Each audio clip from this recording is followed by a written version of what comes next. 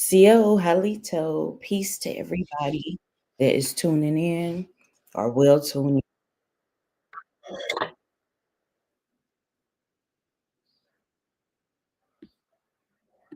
Let me get rid of this reverb.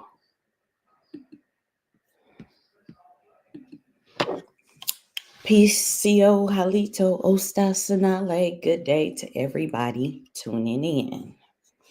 This is Spiritual Sundays. I will do this once a month, but we're going to have Defy Food Fridays, Fact Fridays, every Friday on RRJXI Tips. So thank you for tuning in.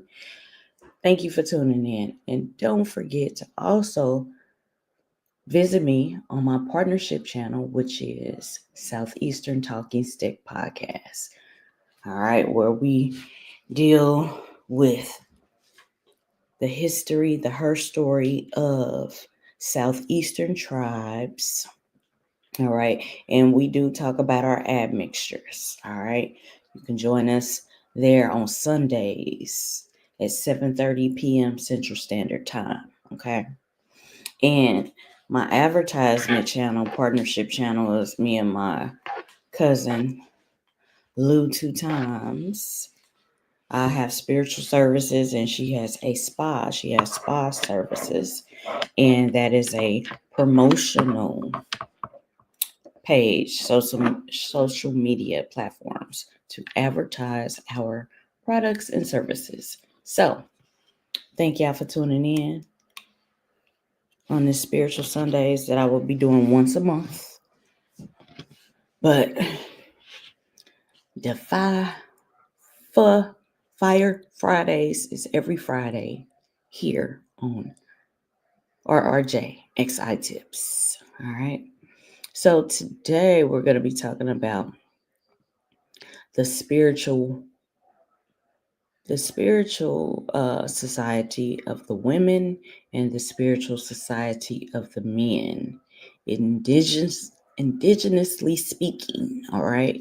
We're going to be dealing with the AniGilohi, and we're going to be dealing with the InihaKutani. All right. So let me pull up my disclaimer here. All right, copyright disclaimer. Under Section 107 of the Copyright Act of 1976, allowance is made for fair use for purposes such as criticism, comment, news reporting, teaching, scholarship, and research. Fair use is a use permitted by copyright statute that might otherwise be infringing. Nonprofit, education, or personal use tips the balance in favor of fair use. I will be sharing some books and things. All right. So, peace to everybody tuning in now and those that will tune in later.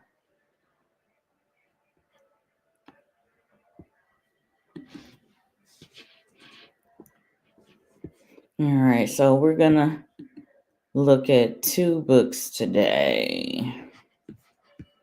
Well, three. All right. We're going to look at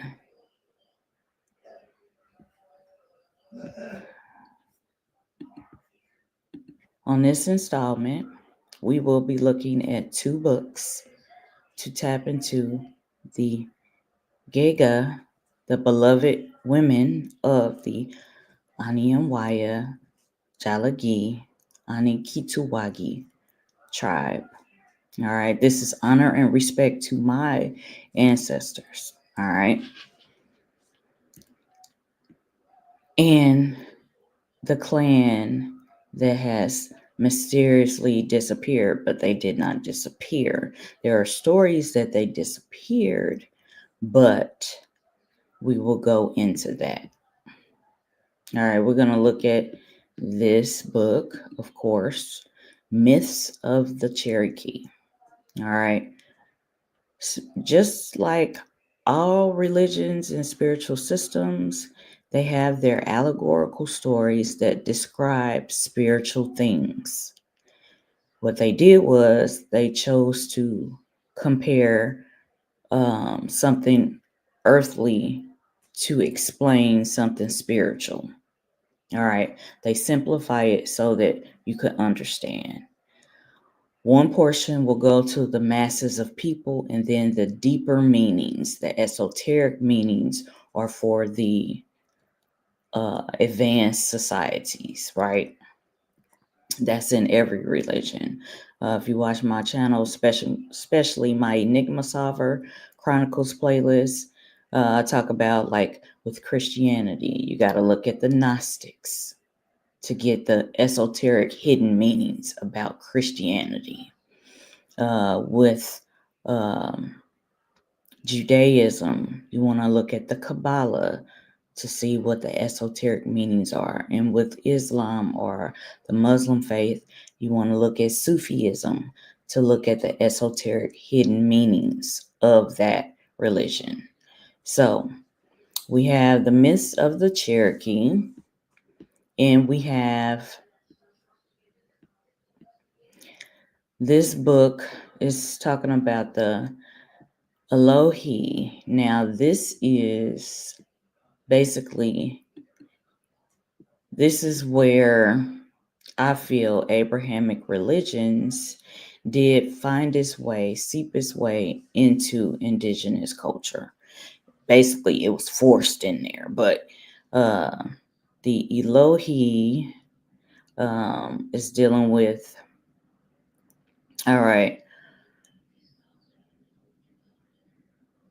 is dealing with a version of the creatress, creator, great mystery, great spirit, but a Christianized indigenous view. All right. So they have books on the Elohi. All right.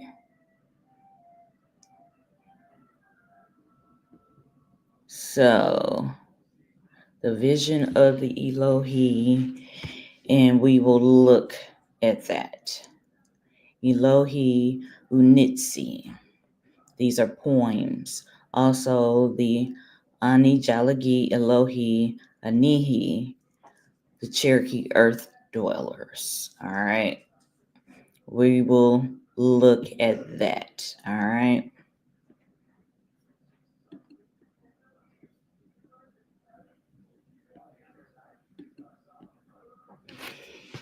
Let me pull up something real quick.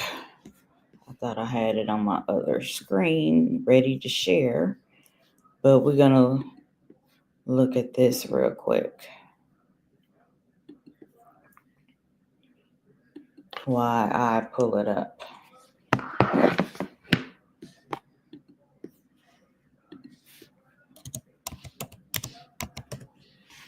How y'all doing in the chat? Peace to everybody in the chat. I appreciate y'all tuning in. Observers, peace to you. All right, and then we're going to go to the myths of the Cherokee after I pull this up.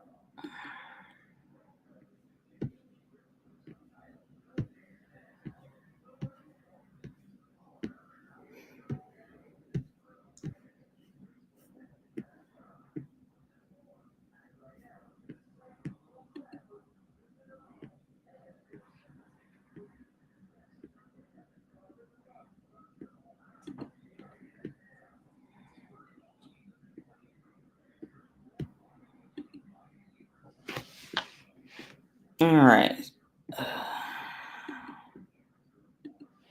So, the Sacred Women's Society is Getla Guna Ita. All right. The Gelahi, the Giga. All right. This is an ancient warrior woman society, an ancient beloved woman society. So, this is the woman aspect, the feminine aspect of this secret spiritual society. All right. This is in connection now, absorbed into the Wind clan, the Long Hair clan, the Twister clan. All right. AniGilohi, the beloved and warrior women, teachers, keepers of tradition. Peace chiefs came from this clan. They wore white feathers, women who decided the fate of prisoners of war, if they were to be unalive or to be adopted into the tribes. The adopted were absorbed into this tribe. They used nuts and barks to cleanse body of parasites with the beech tree. All right. Things from the beech tree. They used it to cleanse the body of parasites. The beloved women wore long hair and elaborate hairdos. All right, so now, let me pull this up. I have that there.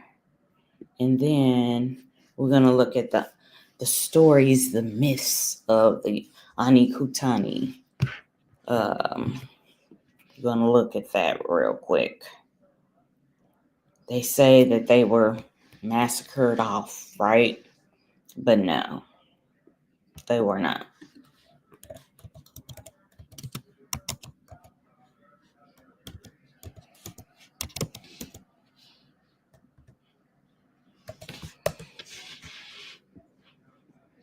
All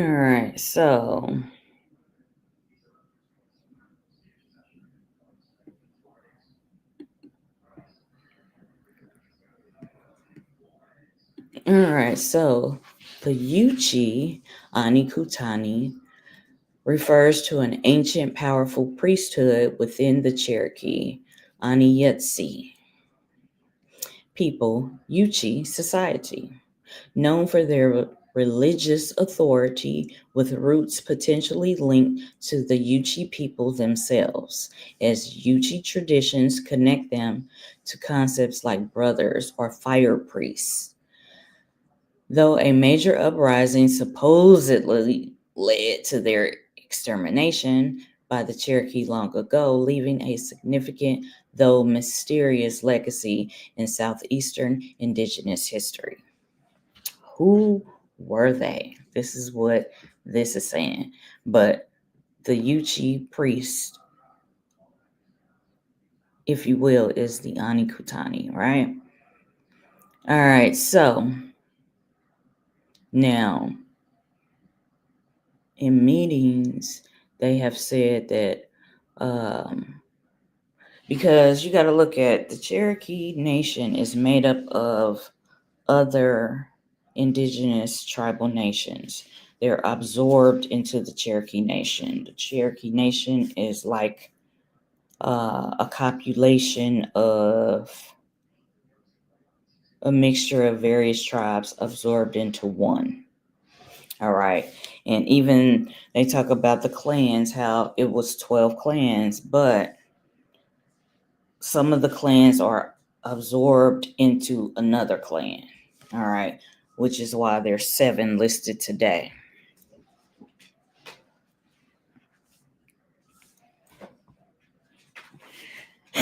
So now, a site that does have a lot of information too is the Black Cherokee community. They have an organization where they keep the dark-skinned Cherokees alive, and we will go over some of that information too, because I have met with them. All right. So, all right. The Cherokee priesthood. The InihaKutani were hereditary priestly class or clan responsible for religious ceremonies. The Yuchi connection. The Yuchi language contains related terms suggesting a deep connection. InihaKutani or AniGilohi means to make brothers in Yuchi, and they were seen as fire priests. Fire priests, they are associated with the long-haired clan, the AniGilohi, and fire, connecting them to the spiritual power and rituals. All right. And the Yuchi speak on this. We're going to go to their site too. All right. Now, this is where the myth the mythos comes in, where it says Cherokee oral traditions describe a revolt where the people, angered by the priests' corruption and abuse of power, blah, blah, blah. So they supposedly massacred them, but they didn't. All right, they still live and their descendants live, the Yuchi, okay? End of hereditary power. This event ended hereditary priestly privileges among the Cherokee, with spiritual roles shifting to individual medicine people, shamans, conjurers, according to the sacred text article. All right, we're going to look at that. Yuchi oral traditions suggest that the AniGilohi weren't just a Cherokee group, but an ancient religious order with Yuchi origins, using Yuchi as the liturgical. I don't even know why I'm fumbling over this word. Liturgical language. Excuse me. I'm having a moment. Excuse me. All right. So someone shared this based on the Yuchi organization website. All right. The AniGilohi represent a significant, though often misunderstood, part of Southeastern Indigenous history, linking Yuchi and Cherokee cultures through ancient spiritual practices, as explored in this Yuchi.org. All right.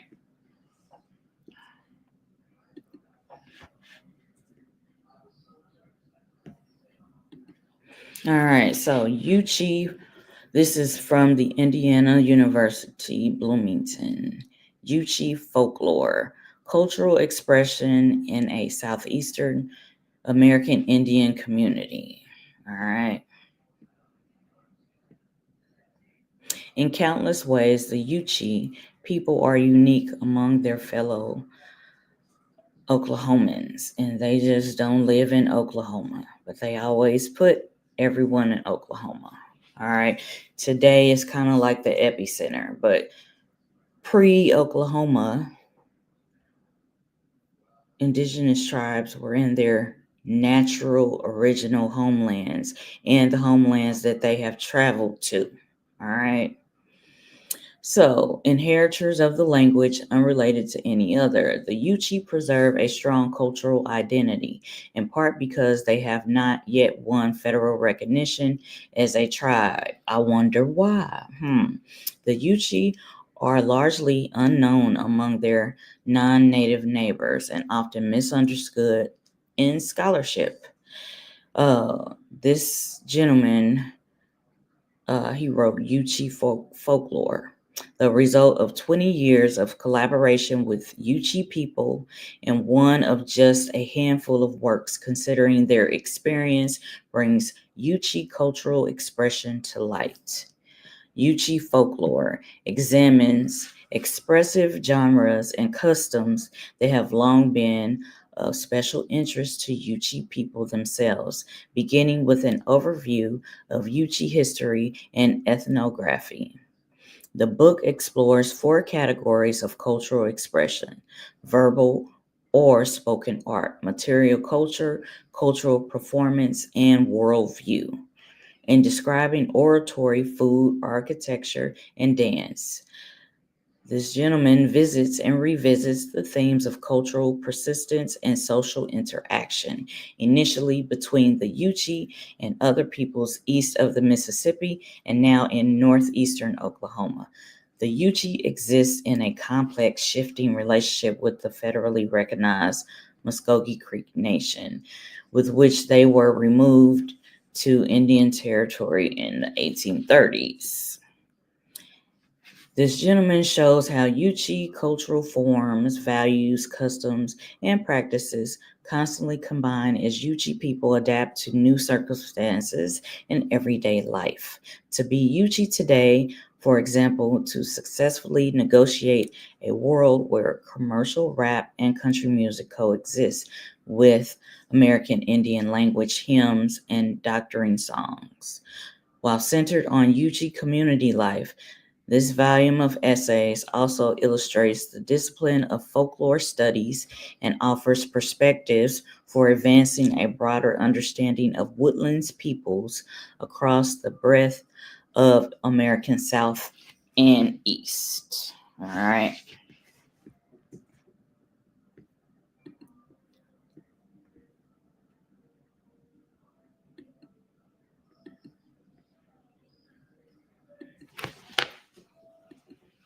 Let's see.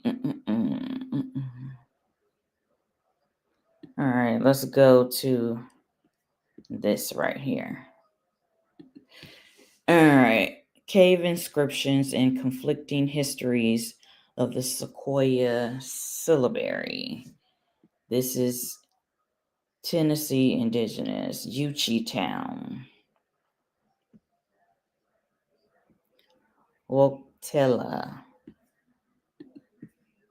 So I'm sharing this with honor and respect to both the Jalagi, the Cherokee, and the Yuchi. All right, sharing this with honor and respect. We are getting clarity. This is for fair use. All right. This is for the sake of comment, news reporting, teaching, and scholarship. All right.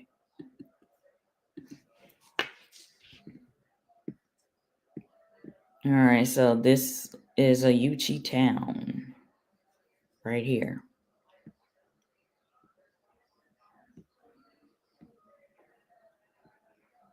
So that would make the Yuchi mound builders, because there are stories about the Cherokee stating that they did not build the mounds, but these Yuchi priests, they are of the ancient mound builders. Okay, so it's a lot of stuff. You got to look at the mythos. You got to be able to sift through the shit. Look at what's myth and what is fact. All right, you got to examine all of it. Look at all of it. Peace to everybody in the chat. Thank you, Pony Lux 7371. You like my last live on Louisiana Creole culture. You said it was fire. Thank you. I appreciate you. Yeah, I had posted that I would do this, I think yesterday, and I kept changing the time because I had some stuff to do.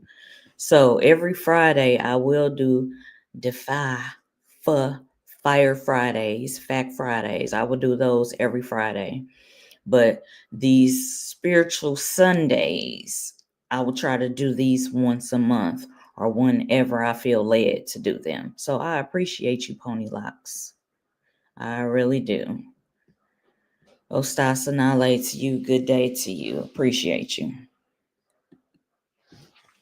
All right, so I'm talking, if you're just tuning in now, this is what I am speaking on. This is the InihaKutani, the InihaKutani, the Yuchi priesthood. Now, the Cherokee have stories about the AniGilohi, who was a powerful priesthood, but they have oral tradition stories that say that they unalived and massacred them, but they did not, because the Yuchi still exist. The descendants of the Nikotani, InihaKutani still exist. All right. And you have the woman version of it, which is absorbed into the Cherokee Nation here as the Gitla Gunahita. This is the ancient warrior woman society, the ancient women priesthood. All right. And they give them the different titles as Giga, which means beloved woman or warrior woman. So this is the feminine aspect of these ancient spiritual medicine people. All right. So this is the woman version, that is still, they are absorbed into the Wind clan, the long hair clan of the Aniumwaya, the Cherokee, the Jalagi tribe. Okay. So these women, these beloved warrior women, they held councils, all right? And they decided the fate of the prisoners of war if they were to be unalived or to be adopted into the tribe. And if they were absorbed into the tribe. All right. They used the beech tree a lot because it was used to cleanse the body of parasites. The beloved women wore long hair and elaborate hairdos. They wore white feathers, etc. But they were the teachers and the keepers of tradition. All right. They were peace chiefs too. And peace chiefs came from this clan. So this is over here. This is a design that I did for my products to give honor and respect to my indigenous ancestors, my bloodline ancestors. So honor, respect my ancestors, my culture, my land. So this is my ode to my ancestors. So I do have products. I usually show them at the end of my lives, but this is the woman aspect, and we are now sharing the masculine aspect with the AniKhutani or the InihaKutani. All right. And this is the Yuchi tribe. All right.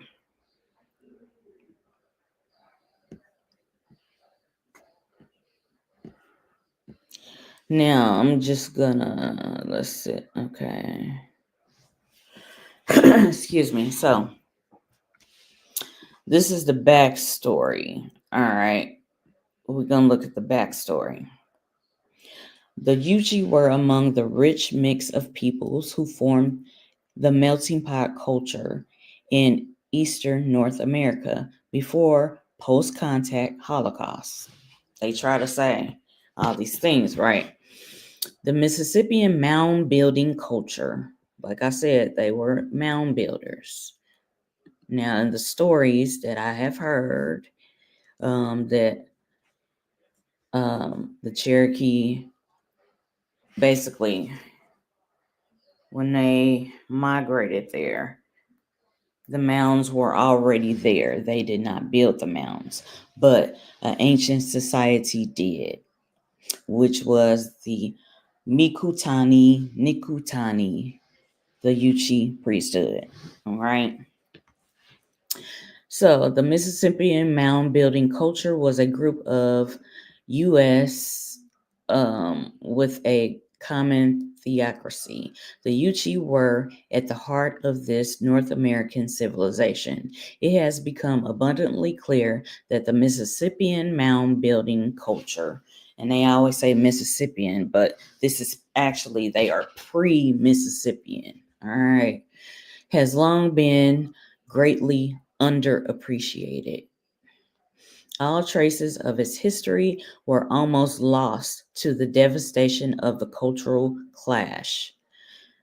American Indian and Native population dissemination and subjugation, and the dominant culture's desire to see Indigenous Americans as inferior and incapable of any such civilization. Unfortunately, this bias has continued in East Tennessee archaeology. For 2 decades, the staff of the University of Tennessee has verbally stated that the Yuchi, they say that the Yuchi were never residents of Tennessee, in direct opposition to the prevailing views of most national experts. However, overwhelming evidence, including historical documents, prove this claim to be false. All right. This is part of their homeland, right? In Tennessee. All right. As any professional knows, one cannot prove a negative. Absence of evidence is not evidence of absence. So this claim was obviously fallacious from the beginning and highly suspect for motivation. The official position, as stated in the McClung Museum exhibit, is that it is uncertain and controversial who was here before the Cherokee. This is what they say is uncertain. But it wasn't uncertain.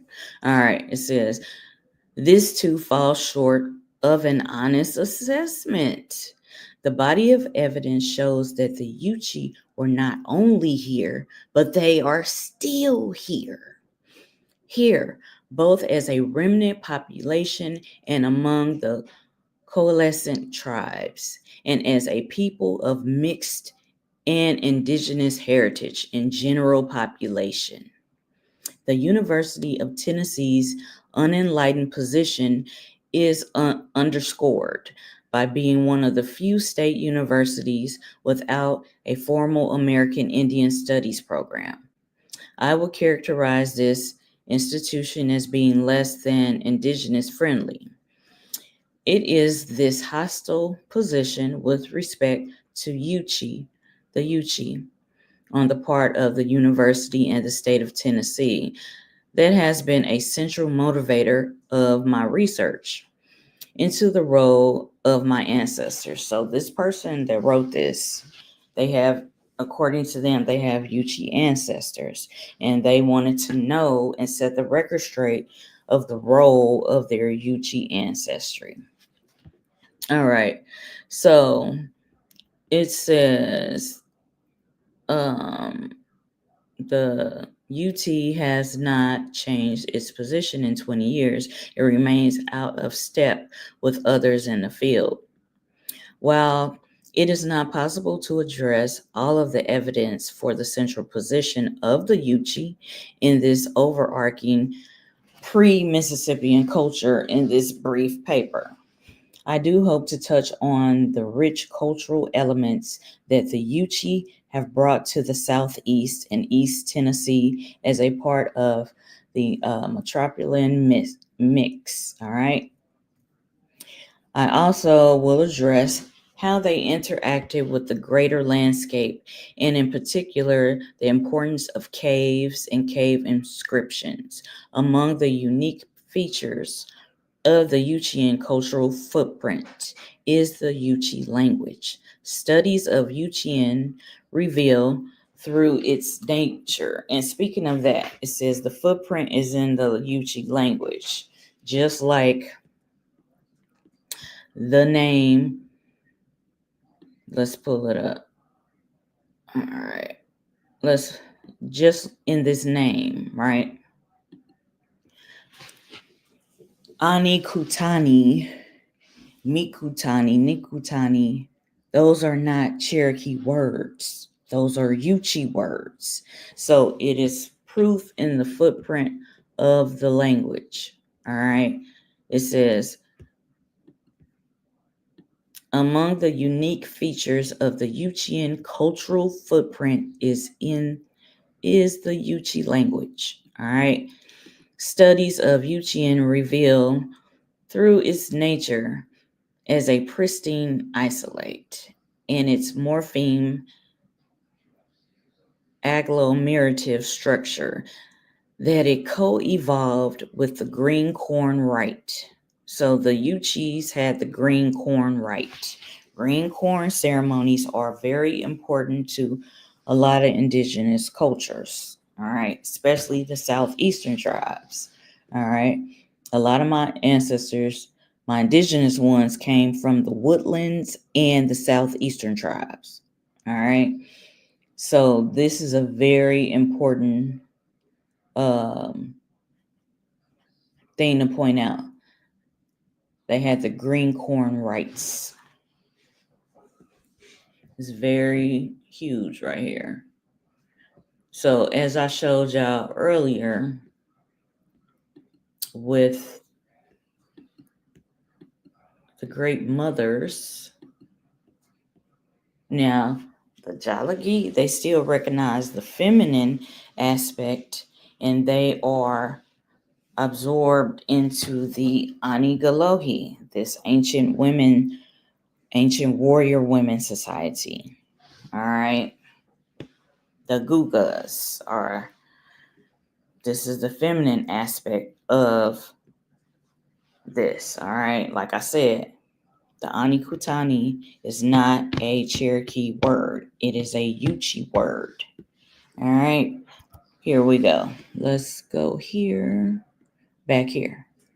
So, all right. So back to this. All right. So it says, all right, they have the green corn right. And we'll look at green corn ceremonies. The Cherokee, the Ani and Wyatt, the Jaguarxi do have a green corn ceremony, as do other southeastern tribal nations have green corn ceremonies. You have the green corn ceremony and you have the ripe corn ceremonies. All right. And we do have Selu on here. Let me show this real quick. This is Selu right here. The great corn mother. This is a depiction of her, right?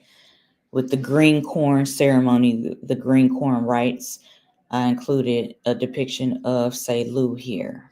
Selu is the Ani and Waya, the Cherokee. And these are Yuchi depictions of Yuchi people. All right.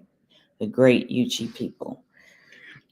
And this is a scene of Yuchi people interacting. All right. These dark-skinned indigenous tribes who are from the ancient pre-Mississippian mound building tribal nations. All right. So back to the reading. All right. So with the green corn right. All right. Let me just pull this up before I move the green corn. All right.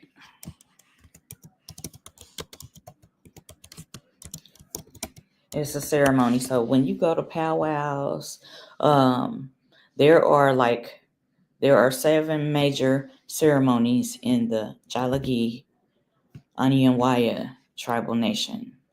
Look at your genealogy and your bloodline ancestors and see what are the ceremonies that are important to your tribal nation. All right. And I bet you one of them is green corn, right?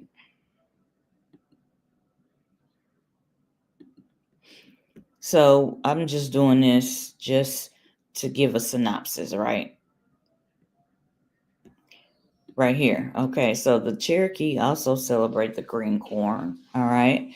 The green corn ceremony, or busk, is a vital multi-day spiritual and communal event celebrating the new year, the harvest, renewal, and forgiveness, honoring Selu, the great corn mother, by cleansing homes, fasting, purifying with herbal drinks, rekindling the sacred fire, feasting on new corn, and engaging in stomp dances, symbolizing balance, gratitude, and community rebirth.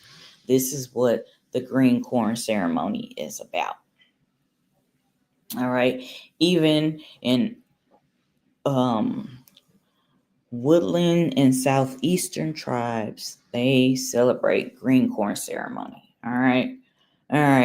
These are some key aspects. It's held in midsummer when the first corn ripens, marking the start of the harvest season of the Cherokee New Year. A time for spiritual cleansing, giving thanks to the creator, creatress, asking for forgiveness, renewing community bonds, and honoring Selu, the origin of corn. All right. All right. Selu is the great mother, or the great mother of corn, agriculture, the earth, Mother Earth, or Grandmother Earth, etc. Rituals, purification, Homes and bodies are cleansed. Fires are extinguished and rekindled for a new flame. From a new flame. All right. Fasting, a period of fasting. The busk is observed, often involving cleansing. Herbal drinks like the black drink. I believe it is the Panther clan that uses blue holly to make the black drink. There's other ingredients in there, but they do specify that the blue holly is used to make that black drink. It's for purification, cleansing rites. All right. Feasting, after breaking the fast with a communal feast centered on corn dishes. So during green corn and ripe corn, you're going to have a lot of corn dishes. All right. Roasted corn, cornbread, soups, etc. Dancing, the stomp dance, led by a male caller with women using turtle shell rattles, is central, performed around the sacred fire.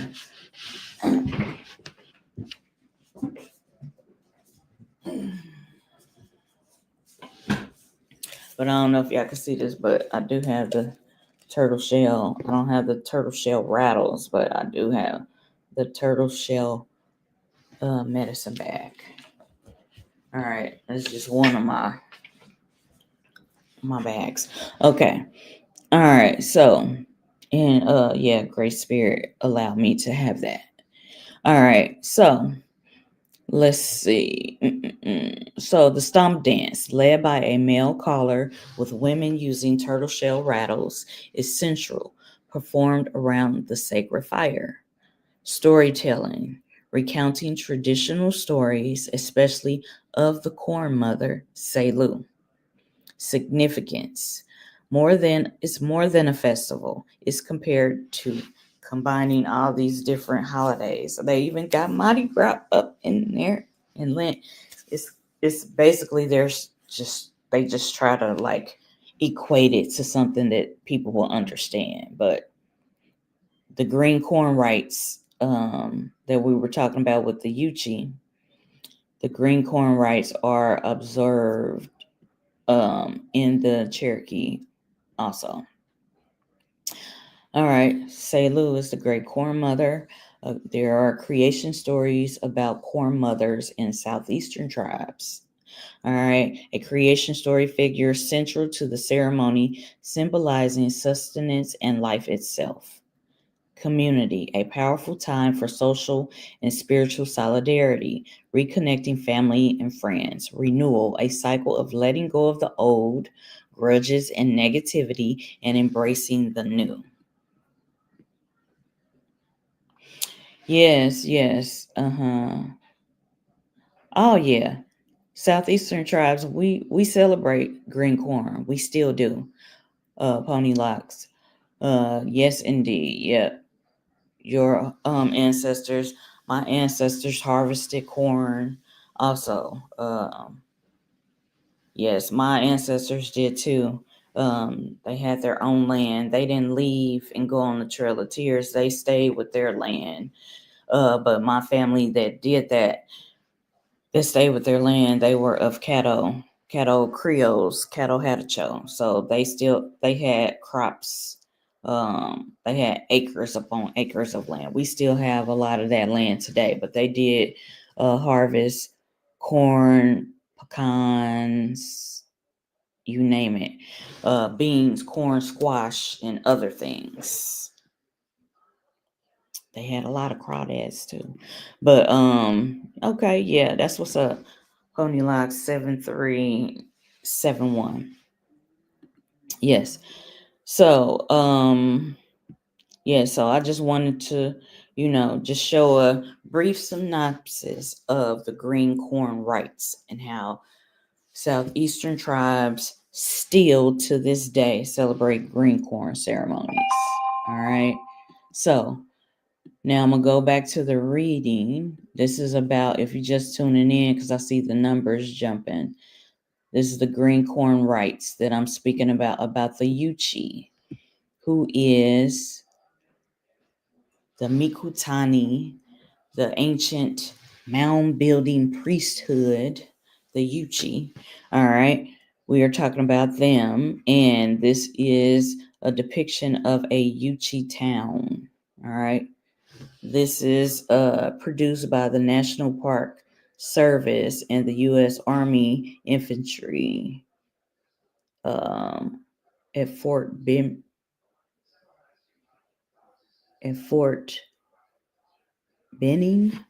But this is a Yuchi town. All right. So we giving shout out to the ancient priesthood in which the Cherokee have story or tradition stories about the InihaKutani. And like I said, InihaKutani is not a Cherokee word. It is a Yuchi word. And the Cherokees state that they did not build the mounds, that the mounds were already there. All right.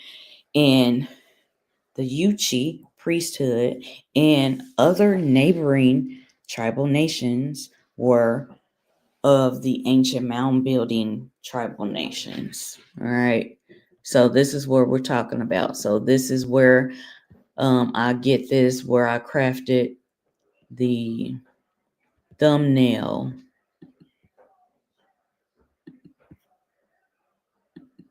which is saluting Selu, the green corn mother, the great corn mother, and the Yuchi priesthood. These are Yuchi peoples. All right. This is a depiction of them in their town, that Yuchi town that I just showed. This is a depiction of them. They were called the Nikutani or the Mikutani, which is a Yuchi word. Okay. And these are mounds in the background. All right. So here we go. Let's go back to the reading. All right. So this Yuchi town. All right. This is by David Hackett, Woktela, Yuchi.org, Tennessee Indigenous. All right. And I did show my disclaimer. I am showing this with honor and respect. All right. All right. And the Cherokee Nation, as I stated, is a group of indigenous tribes that come together under one banner, which is the Cherokee Nation. All right. There's several tribes absorbed into the Cherokee Nation as the clans, and we'll go over that. Okay, so we're going to go back to the backstory. All right. And I had started reading this, but I'm going to reiterate. The Yuchi were among the rich mix of peoples who formed the melting pot culture in Eastern North America before post-contact. All right. So we know that the Yuchi are still alive. All right. Because it says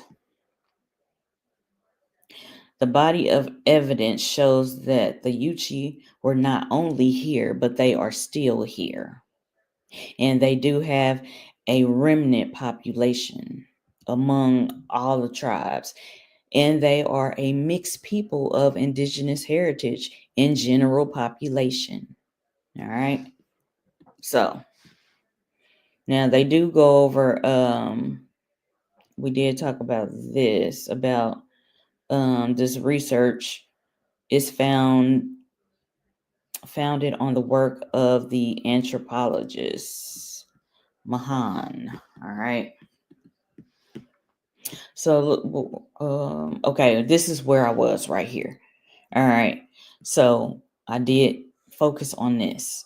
Among the unique features of the Yuchian cultural footprint is the Yuchi language. Studies of Yuchian reveal through its nature as a pristine isolate and its morpheme agglomerative structure that it co-evolved with the green corn rite. All right, the green corn rites, the green corn ceremonies that form the heart of the pre-Mississippian and the Mississippian pan-Eastern theocratic culture. All right. This research is founded on the work of anthropologist Joseph Mahan in recording many of the basic oral traditions told by Chief Samuel W. Brown Jr., and on the efforts of Addie George to preserve the traditions, culture, and language of the Yuchi people, as well as her continued work with linguists James Crawford and Lou Ballard in recording and analyzing. All right. Yes. So this is they showing, okay, the woodlands. Okay, so the tribal identities of the 16th and 17th century occupants of Tennessee are disputed. By the 18th century, the only native peoples living permanently, this is what they say, in Tennessee were the Cherokee. But that is incorrect. They were not the only ones. The Yuchi were in Tennessee, okay? It says the Chickasaw controlled the western Tennessee, but there's see, this person wrote this because they want to correct this because this information is false, okay? But they wanted to make sure that the Yuchi are written down in history as being in Tennessee, right? Okay. All right. So they also talk about the Shawnee and the Creek briefly occupy small areas in the state, but little archaeological evidence has been found. But they are disputing that. This is why they wrote this paper. They published this paper to make sure they get the facts right about the Yuchi. They are an ancient priesthood. They had an ancient priesthood, which is the Mikotani, the Nikutani. All right. Okay. It says it has a total lack of references. What this bullshit that they said up here because they didn't include everything. Okay, so it says even if the statement was truly accurate, the total lack of references to who was in contention for being proto-historic peoples is a serious marginalization. Instead, this museum gives the strong suggestion in the whole exhibit that the Cherokee were the only Indians. And they do that. Like I said, the Cherokee is a group of various tribal nations absorbed into one, the Cherokee Nation. This is why even on the rolls you'll see people that they may have been listed as Shawnee, but they were Cherokee or they were adopted into the Cherokee Nation. So, all right. Let's see. However, in actuality, ancestors of the Yuchi, Cosada, and the Natchez have long been known to be in the region during proto-historic times. So basically, before all of this colonization shit, the Yuchi, the Cosada, and the Natchez have long been known to be in the region during these times. All right. Let me see. Excuse me. My alarm is going off. Okay. It's just my daddy. All right. So it says, and many were absorbed by the Cherokee, and the population collapsed due to the contact Holocaust. So it was a lot of things going on. They was trying to kill off, especially dark-skinned indigenous peoples. They was trying to kill them off or make them servants, slaves, right?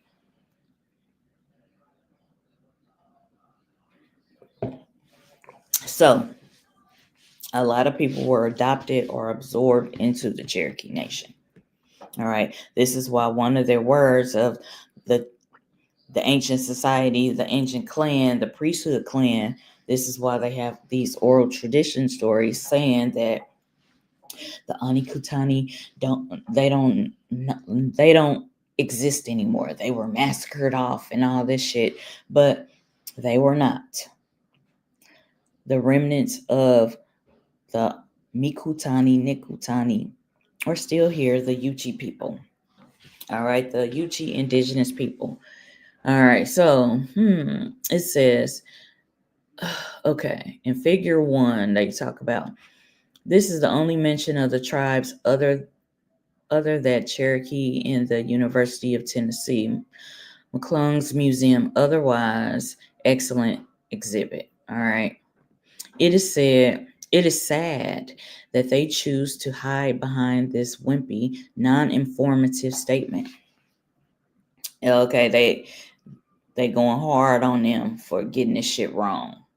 Because again, the person who wrote this, he is of Yuchi ancestry. So he's making sure that they get his ancestor shit right. All right. So it says the total avoidance of any real information here is as palpable as if it were clueless. And yet, ironically, they continue to market Madeline Nigberg's Thomas's book, Tribes That Slumber, as it remains a bestseller still after more than 50 years of proclaiming the Yuchi were here. All right, so it is said, it is written that the Yuchi were here and are still here. All right. So the AniGilohi still exists. The Mikutani still exists.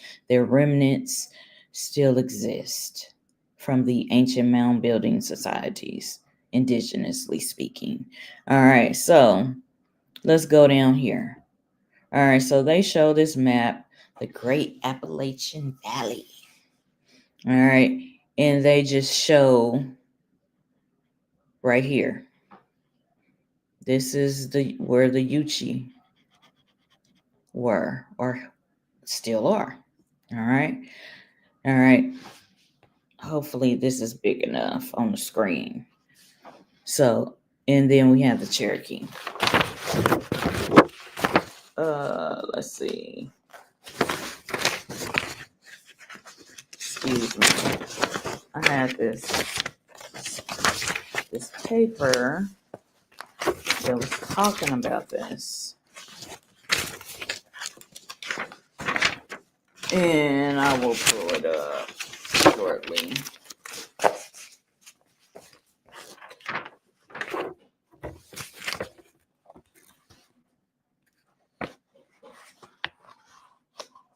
And I put it somewhere so I would remember to read it.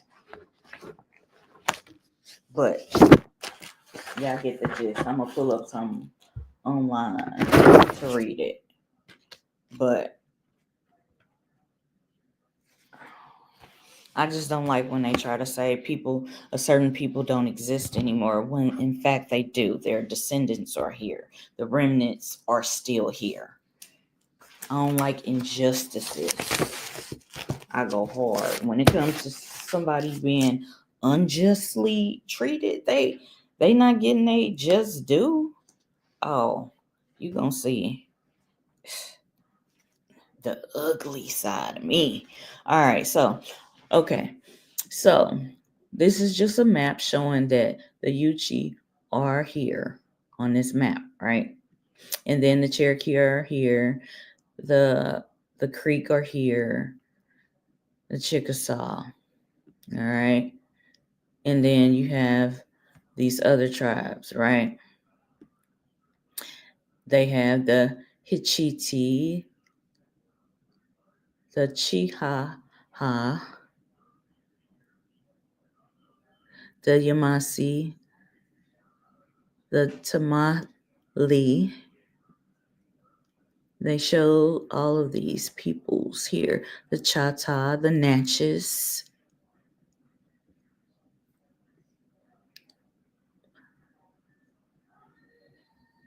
I'm just looking to see, do they have... So they have the Tuskegee here, the Alabama.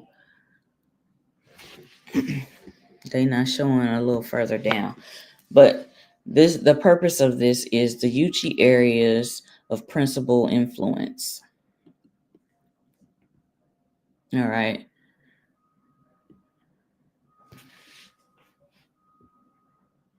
All right, right here.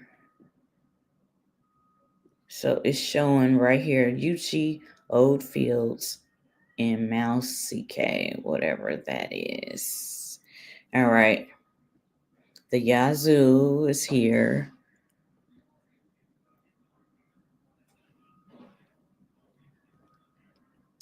This is the Chatayuchi. All right, so this is like a concentrated area. All right. And then they do show is a detailed map of the eastern part of early American Indian tribes, culture areas, and linguistic stocks by this gentleman right here. All right, so these are the southeast and east. All right, and so another tribe that is absorbed also, some of the remnants of the Catawba tribe are absorbed into the Cherokee Nation too. All right, so you got right here. This is the Yuchi, the Cherokee. They side by side. So this was the ancient priesthood, the Mikutani, Nikutani, and then you also have the woman priesthood, which is the AniGilohi, which is where did it go? The Gitla Gunaita. It's the ancient warrior woman society, which is here. And yeah, I'm going to keep showing it.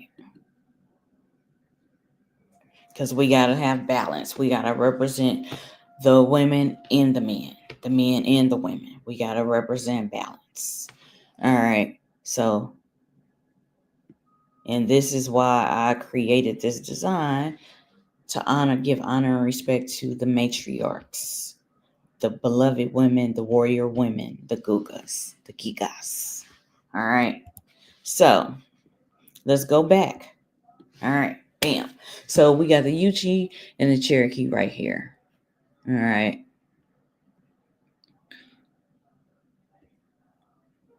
And a lot of these tribes were absorbed into the Cherokee. All right. You also have the other infamous southeastern tribes. Okay. You got the Woodlands, the southeastern ones. All right. The descendants of ancient mound building indigenous peoples. And they were mainly dark skinned, all shades of brown, all shades of melanin. All right.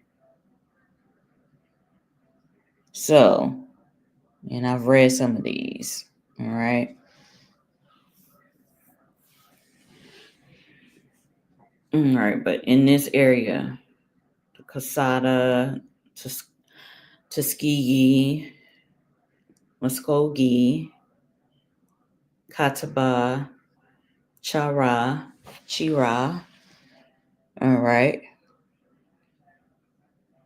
and some other ones, and you have the Tuscarora over here.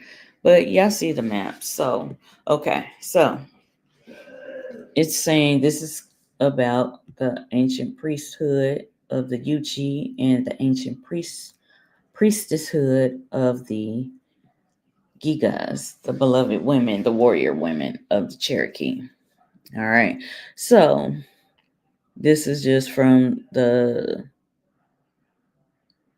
it says both the Smithsonian Institution and the National Geographic Society placed the Yuchi in the Tennessee Valley along the natural transportation corridor that this great valley forms from Canada south to the Gulf. It is exactly where you want to locate in order to control trade in proto-historic times. There is not only some evidence for the Yuchi residing along the Appalachian corridor, there is a whole lot of evidence that no scholar of any merit can deny. So again, the person who wrote this, they want to put Yuchi on the map because they are a descendant of the Yuchi indigenous people. All right. And right here is talking about some of my ancestors on my paternal side. This map is from Map in Powhatan's Mantle 2006. So I have some Powhatan blood on my daddy's daddy side. All right. So if you've seen some of my previous videos, you can check my resume. All right. So it's picking up from here because they talking about the figures. Okay, so we talked about the green corn rights for both ancient societies. All right. And then it says that we are recording, it says, and recording and analyzing the language and culture, because remember, the footprint is in the language. And they stated that earlier, all right, in the language and culture. Without these founding works, there will be little remaining of the deeper past. But Gunter Wagner's excellent text and crude works of Gatschet Speck, which are over a century old, Addie George, Lou Ballard, all these people urged the person that wrote this to pick up their efforts as holding precious cultural secrets. And I am so very thankful to them for this. My work is dedicated to the memories of his ancestors, Addie, Lou James, Joe, Chief Brown. All right. Oral tradition, combined with language, etymology, ethnology, historic documentation, and archaeology, paint a picture of the Yuchi as traders, priests, and linguists among the many peoples of the Southeast. As the children of the sun, they were nobly that ruled the white towns as great sons. I'm going to just let that sit right there. Yes.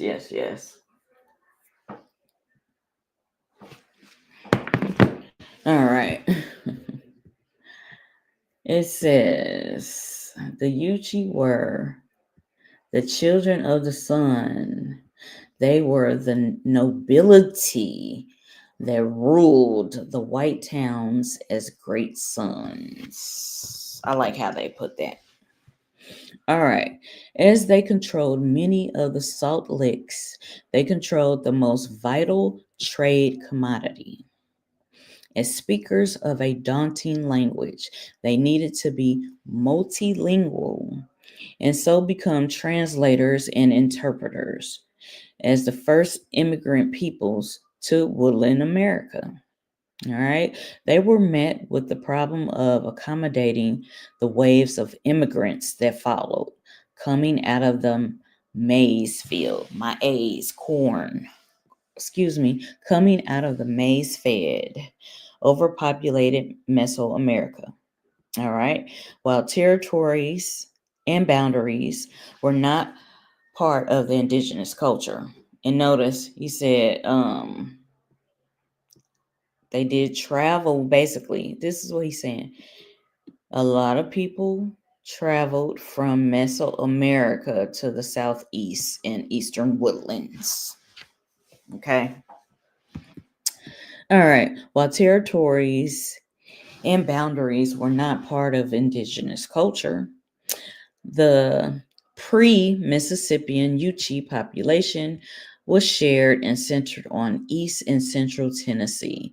Central Tennessee villages would have been mixed with Algonquin tribes and villages, and East Tennessee would have been mixed with the Cosaty Koasati villages, as these are three people that the Yuchi held as intimates. All right, so these are tribes in their villages that they rocked with them, right? They did rock with them. So, all right.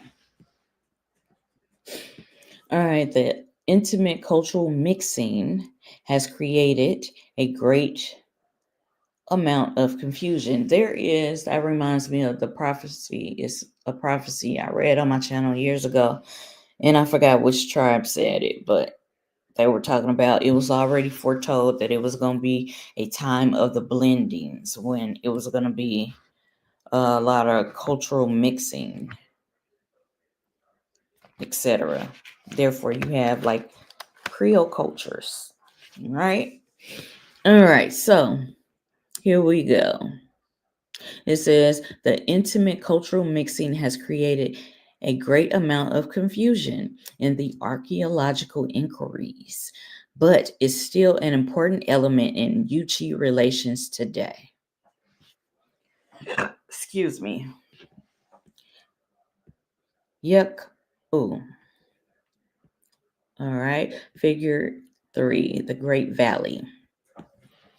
The Yuchi culture and the landscape are deeply carved into one another, as it is clear that the people spent some time in this region. The Yuchi culture evolved in a wetland environment. Their neighbors included the Koasati, the Kusa Creeks, the Shawnee, the Catawba, and other Siouan tribes, and the Cherokee. All right, this explains why the Cherokee say that one of their ancient clans was the AniGilohi. And again, AniGilohi is not a Cherokee word, it is a Yuchi word. So I'm all for understanding my ancestors' culture and getting the shit right. All right. So on my channel, if you're new to my channel, you're going to get a gumbo pot. Peace, George.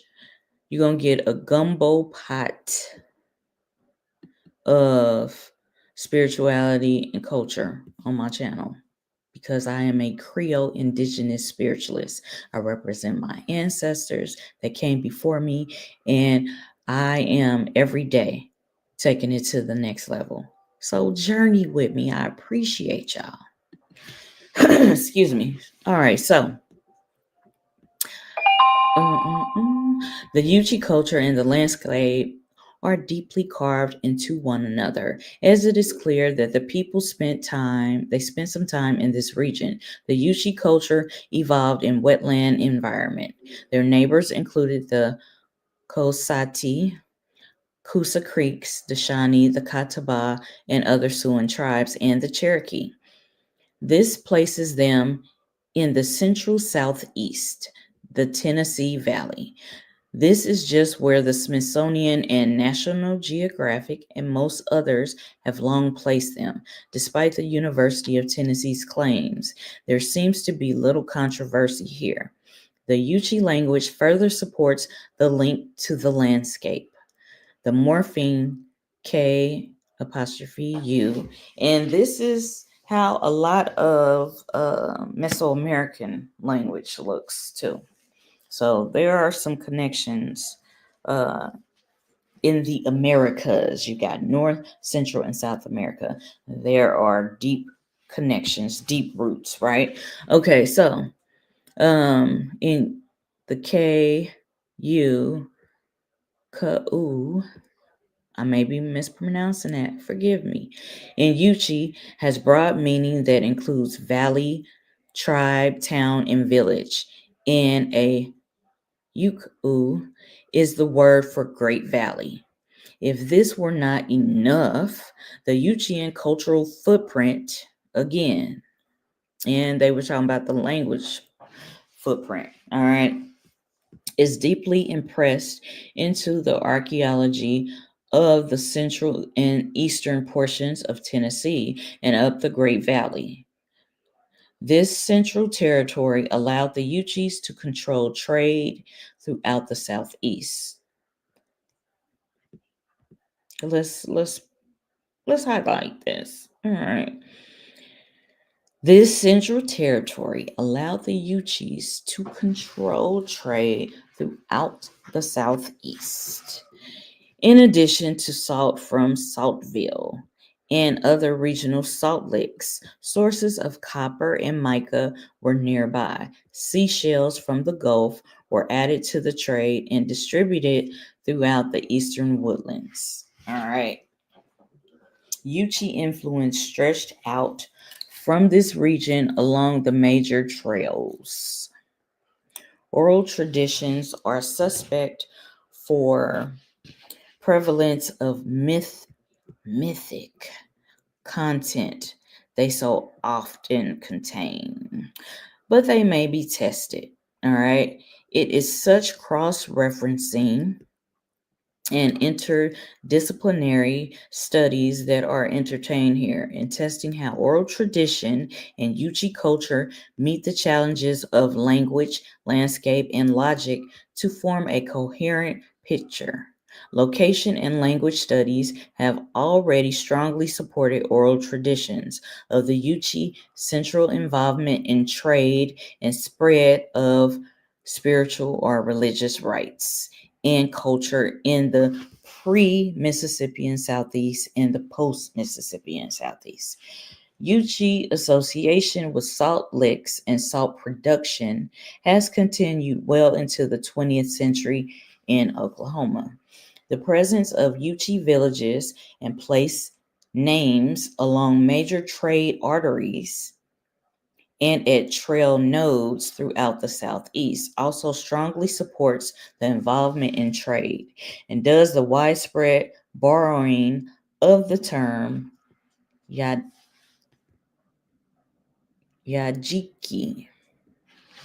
into other languages as the term for translator or interpreter. So this is a Yuchi word, okay? While it is all circumstantial, the body of circumstantial evidence which hangs together here is a substantial enough to bring support to the oral traditions. As Thoreau has opined, some circumstantial evidence is very strong, and when you find a trout in the milk, all right, Yuchi oral traditions state that the syllabary was originally used by the Yuchi priest scribes, which were known as woodpecker talk or earth singer fire, sakwaya. Sakwaya. All right. Thusly, according to Yuchi tradition, the syllabary was not invented by Sequoia.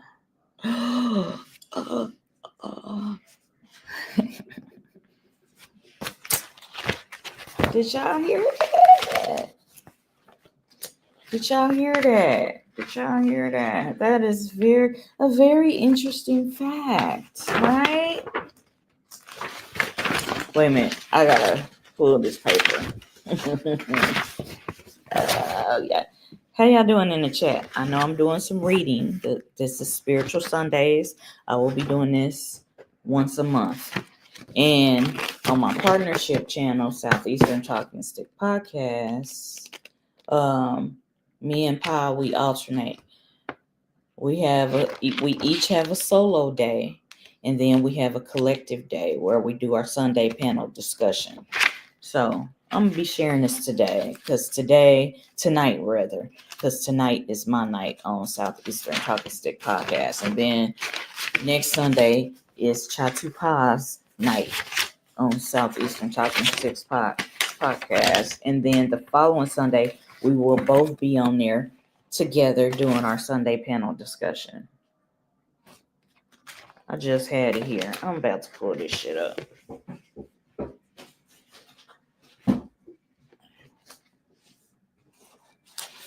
But yeah, let me highlight that, y'all. Y'all can take a screenshot of that.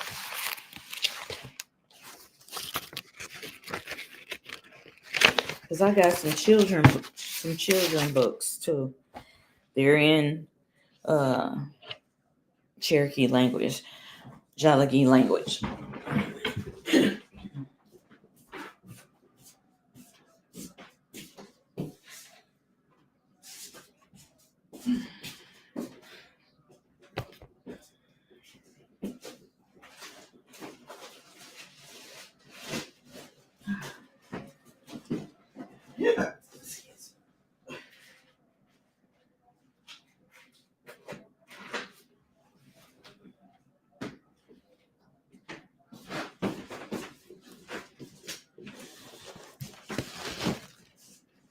Y'all doing all right in the chat?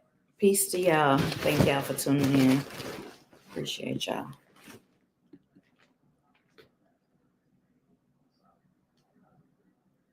Peace, Maya, you're new. Or you may not be new. Peace to you.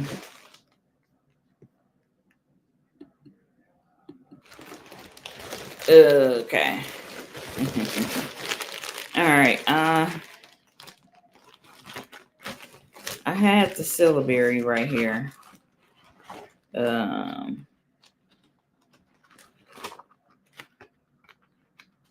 we're gonna go over that that Visions of Elohi book too.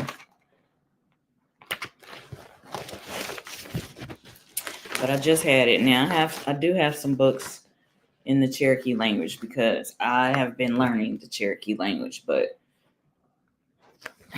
this is interesting. An interesting fact that says that Sequoia, it says, let's read this again. Let's read this again. It says, y'all.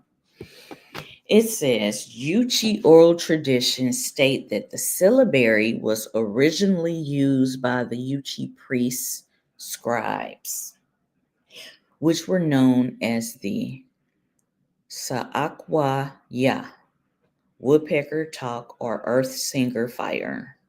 Thusly, according to Yuchi tradition, the syllabary was not invented by Sequoia, but merely adopted for use with Cherokee. Sequoia was an AniGilohi priest among the Chickamauga coalescent tribe, according to the Traveler Bird account. This is according to somebody's account that. Okay, so basically, Sequoia being a part of this, either he had Yuchi blood or he had connection to somebody with Yuchi blood to learn the syllabary. He got credit for it. All right.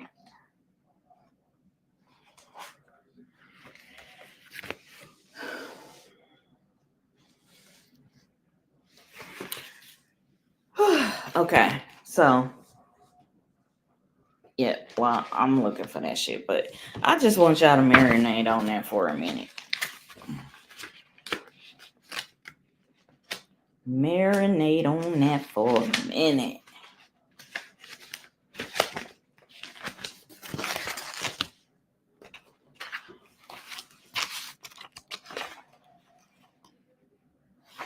Marinate on that for a minute.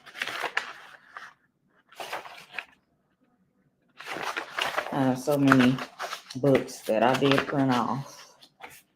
And I just had that syllabary, but I'll just show it.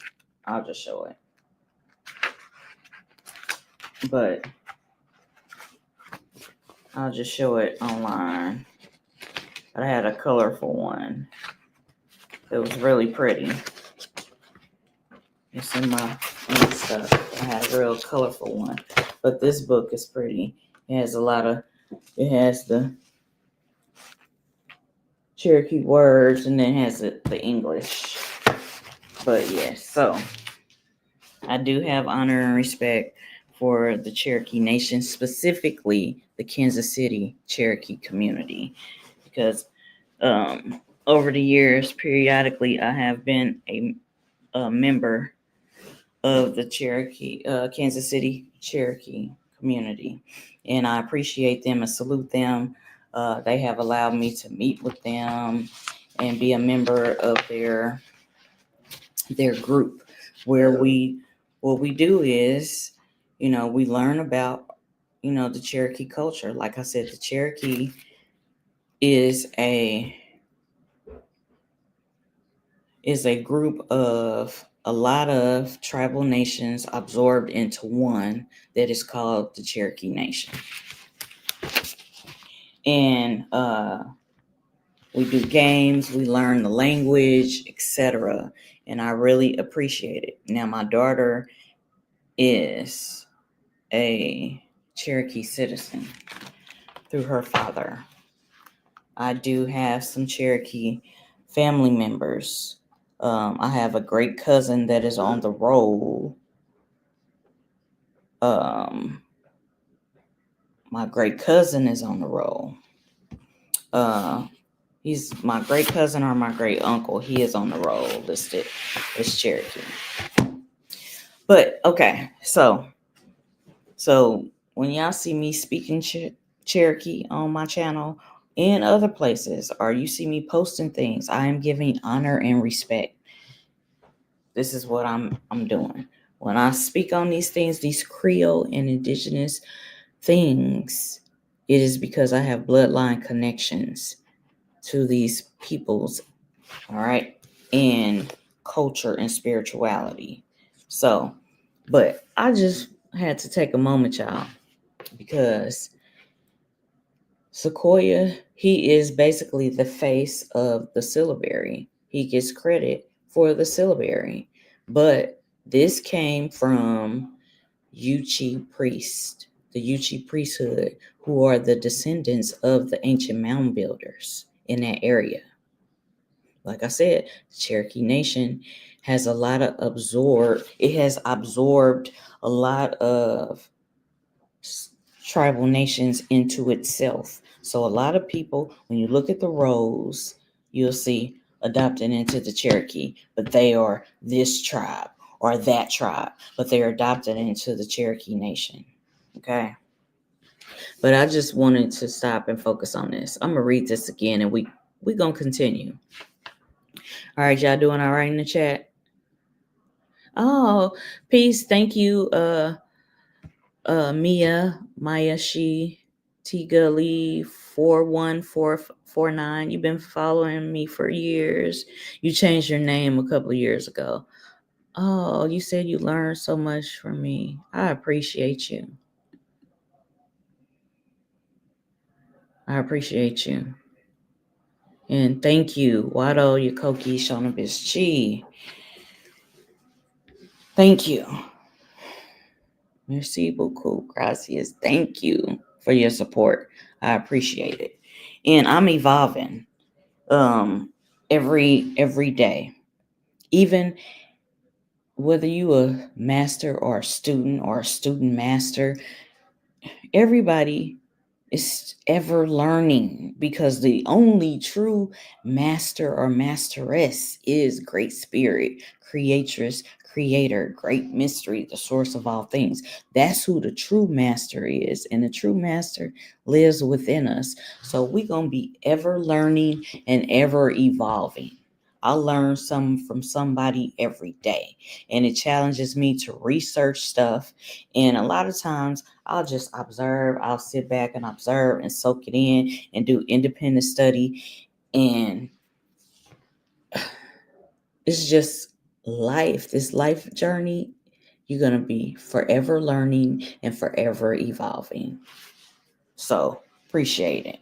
All right. So I'm going to read this one more again.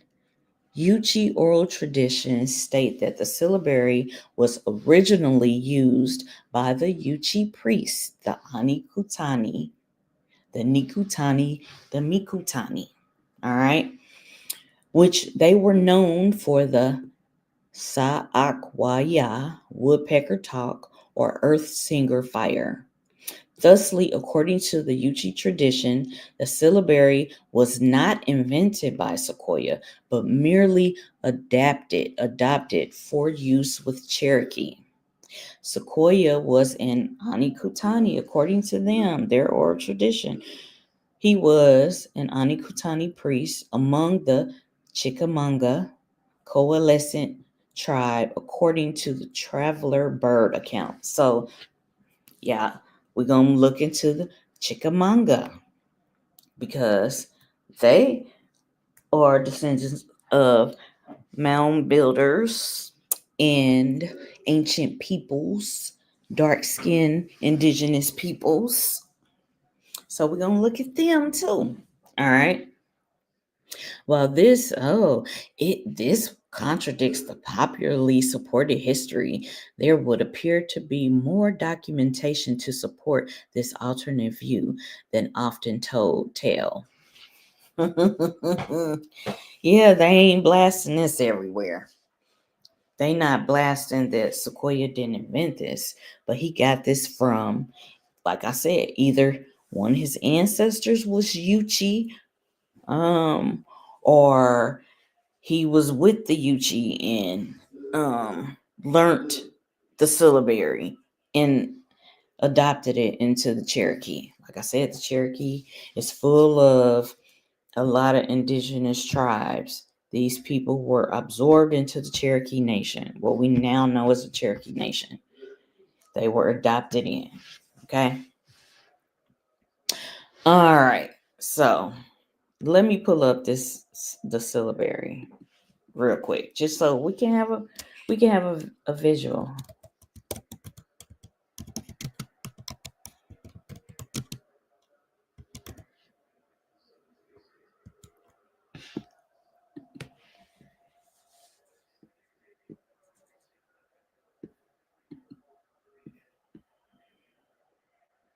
All right. This is my disclaimer. I'm doing this with honor and respect. This is for research, teaching, and scholarship. So this is fair use. All right. I'm pulling this up.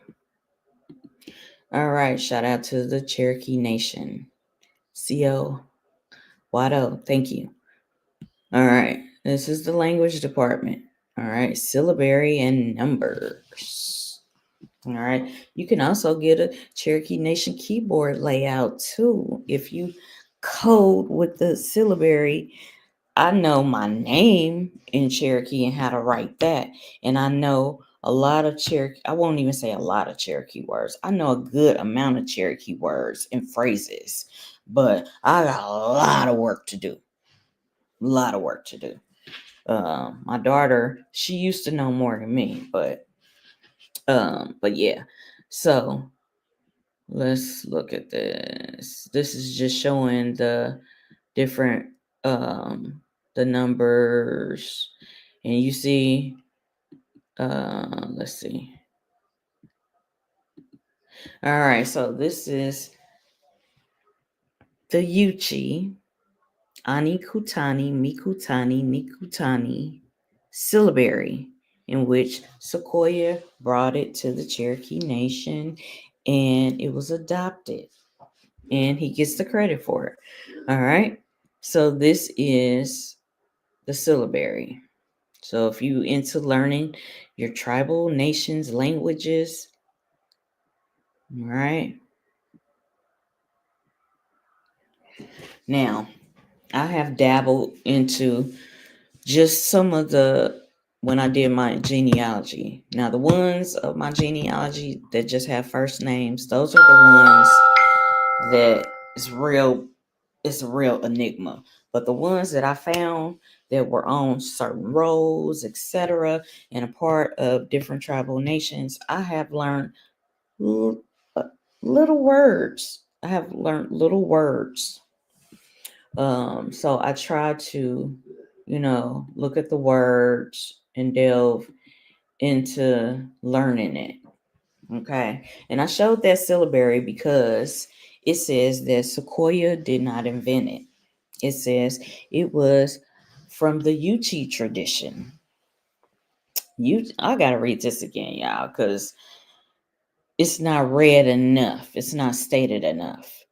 Yuchi oral tradition states that the syllabary was originally used by the Yuchi priest scribes, which were known as the Saakwaya, woodpecker talk or earth singer fire. Thusly, according to Yuchi tradition, the syllabary was not invented by Sequoia, but merely adapted for use with Cherokee. Sequoia was this is what they said. Sequoia was an AniGilohi priest among the Chickamauga coalescent tribe, according to the Traveler Bird account.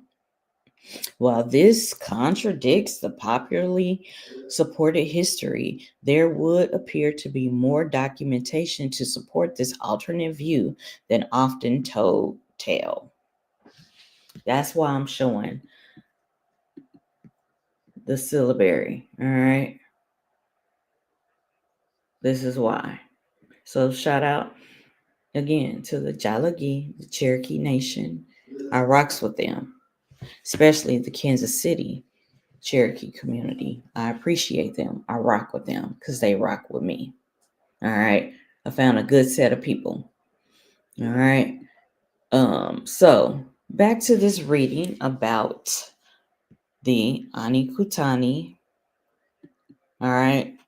And also, let's not forget about the women, the ancient warrior woman society, the Gitla Ganaita, the Galahi, the Giga, the beloved women warrior woman society.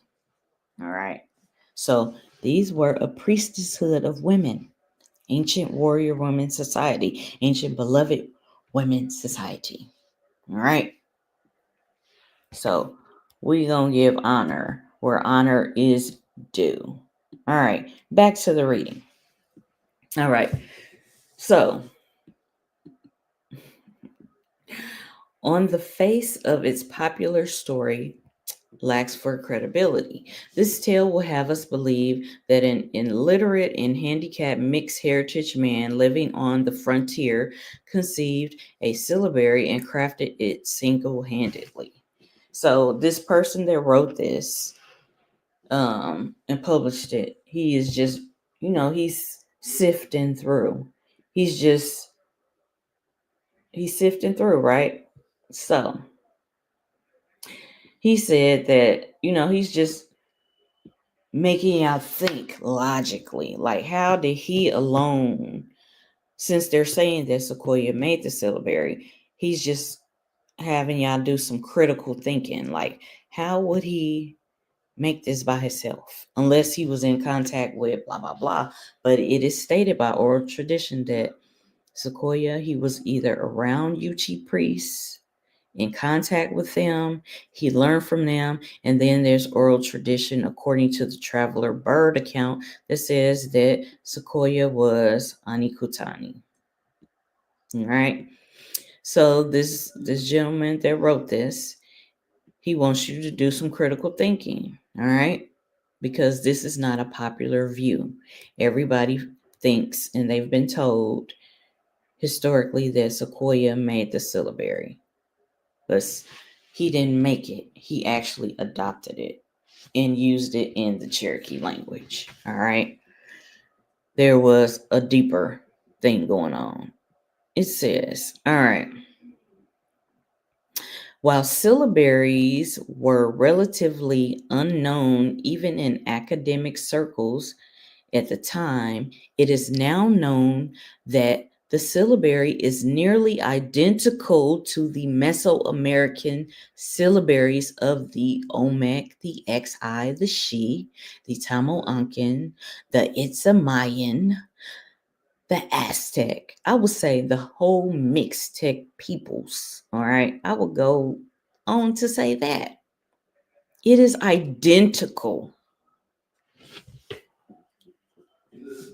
It is identical. And y'all wonder why I have XI on my name. XI, she on my name. Okay. let's continue. I'm not gonna get carried away. I'm just gonna have some fun. All right. I appreciate y'all rocking with me, but I'm gonna read this again.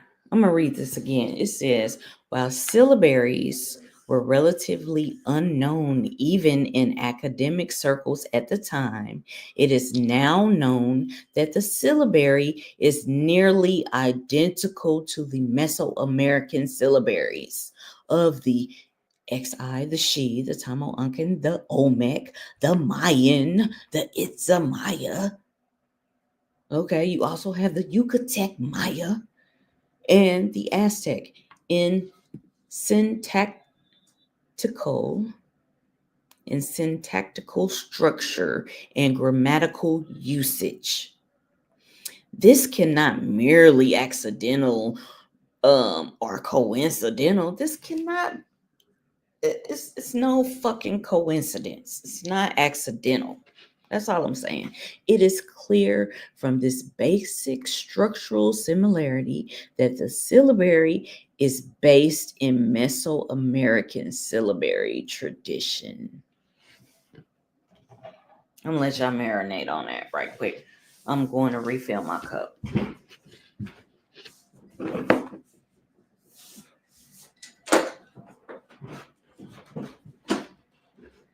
been using some Pine Sol, Daddy? You've been using some Pine Sol, Daddy? Did you use some Pine Sol? I just want to make sure it's not smelling. I love the smell of Pine Sol. All right, I'm still doing my video. Filling up my cup. You all right? You all right? Yes, sir. Good. Yeah.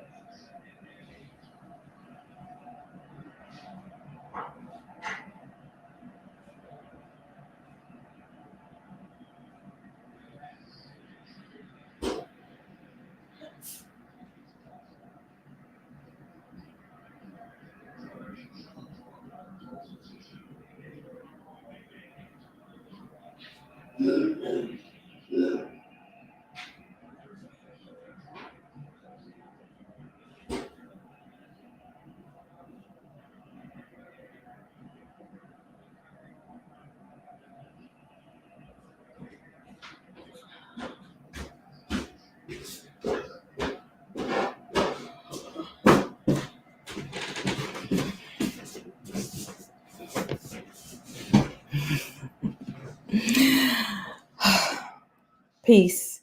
Peace, peace, peace. Thank y'all. Thank y'all for your patience. I appreciate y'all. Appreciate you. All right.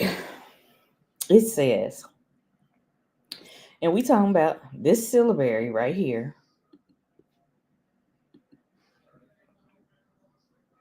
This is Sequoia's syllabary, right? This is what they say. It's Sequoia's syllabary, right? But according to Yuchi oral tradition, it says syllabaries are relatively unknown even in academic circles at the time. It is now known that the syllabary is nearly identical to the Mesoamerican syllabaries of the Olmec, XI, the She, the Tamoancan, the Itza Maya, Yucatec Maya, and Aztec, the whole Mixtec. In syntactical structure and grammatical usage.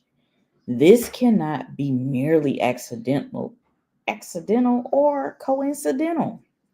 It is clear from this basic structural similarity that the syllabary is based in Mesoamerican syllabary tradition.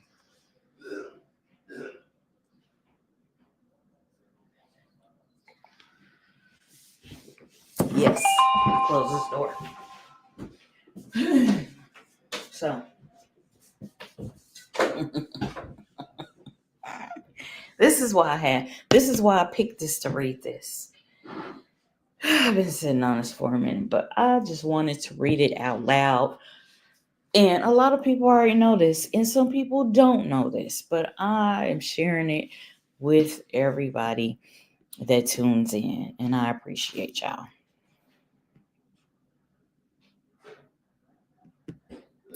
I do appreciate y'all. Okay, wait a minute, excuse me. All right, I appreciate y'all. Okay, let me continue reading. I appreciate y'all.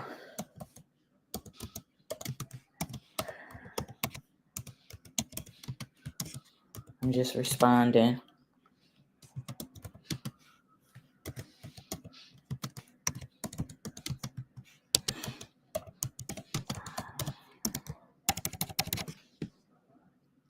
All right, I just gotta show y'all some love because I appreciate y'all for rocking with me. I do.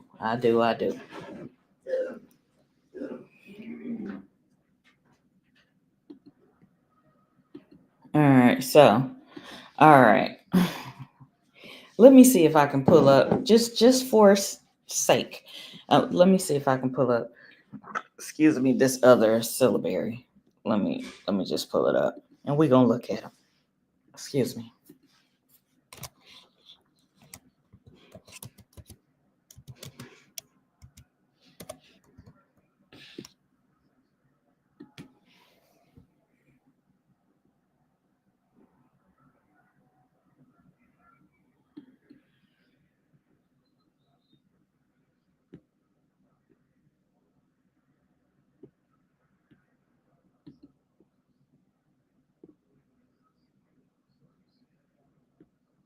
Okay, so we're just gonna look at this real quick. Just a side note. It says Olmec writing, the oldest in the Western Hemisphere.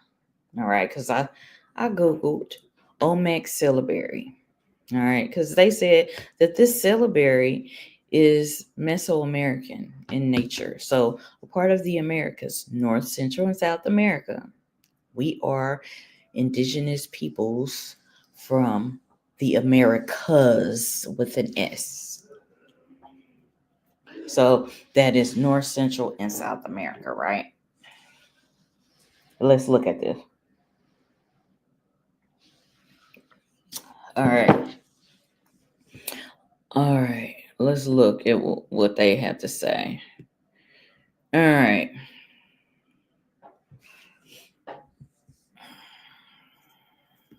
Okay, so basically, anthropologists and archaeologists are asking after the discovery of the Cascajal block, an ancient slab of writing, which is thought to be the oldest known writing system in the Western Hemisphere. The block features linear arrangements of certain characters that appear to be ancient depictions of tribal objects such as animals, insects, tools, and food, especially corn, maize. A team of anthropological researchers announced to find in the journal Science last month determined to be from the Olmec civilization. Now, people have talked about the people that predate the Olmec. All right, so there are many melanated indigenous tribes in North, Central, and South America.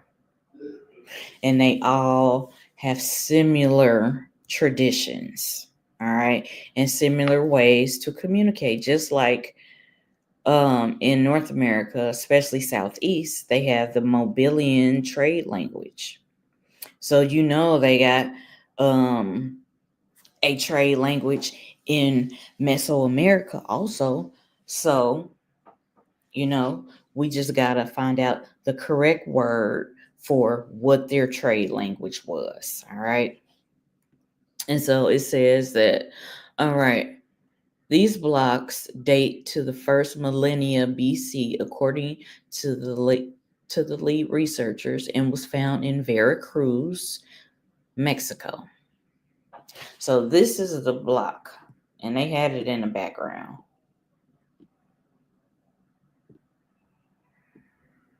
So this is the block that they go by. Like this is like their master key, right? So I'm just showing this to show the similarities and differences of how people had their own syllabaries in order to, like today, now we have the alphabet. But a lot of things came before the alphabet as we know it today. So I'm just showing both just to show the correlation. All right. Just to show our similarities and our parallels. That's all. All right. So this is that slab that they talking about, right? Cascajal block, an ancient slab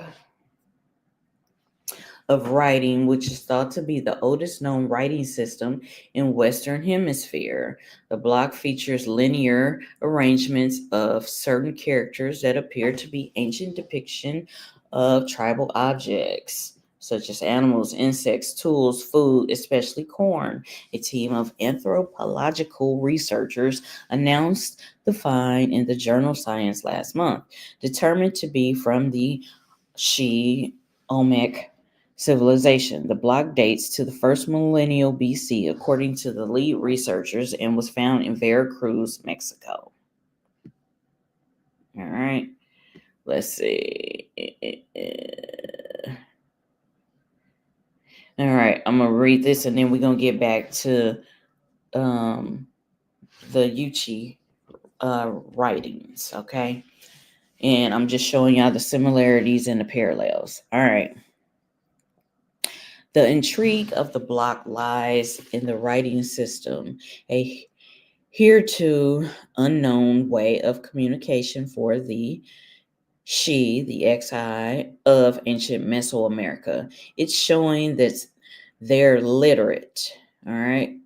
They're not illiterate, they're literate, explained by Dr. Stephen Houston, a corresponding author of the paper and a professor of anthropology at Brown University. With literacy, you can compile records or communicate over long distances without any miracles of memorization. The actual language on the block, however, is currently, this is what they say, currently untranslatable. Somebody know the translation. But it gives new dimension to a relatively unheard of civilization which came before the more popular Maya Aztec tribes. All right. And then they go on to talk about the Olmec, right? They go on to talk about them. And I've done videos about them. So we're not going to go crazy with this, but I just wanted to show the similarities. All right. So back to the lecture at hand. All right. So this is about the Yuchi and the syllabary and Sequoia's adopted syllabary to be correct. All right. Let me make sure y'all can still hear me because sometimes the thing be. All right. Okay. Let me make sure. Okay. All right. I'm good. They always try to show this message that the audio, blah, blah, blah. It says I'm still good. All right. So, all right.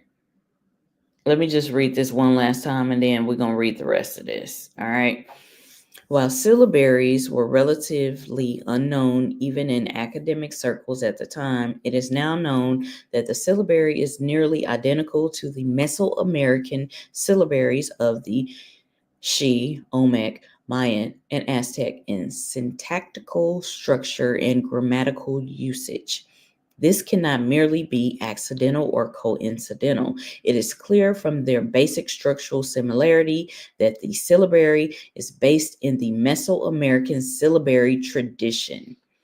The Yuchi cultural footprint is indelibly impressed in the Tennessee region, not only in the wetland environment and valley significance left in the language, nor just the neighbors shared, but also in the culture left in the ground.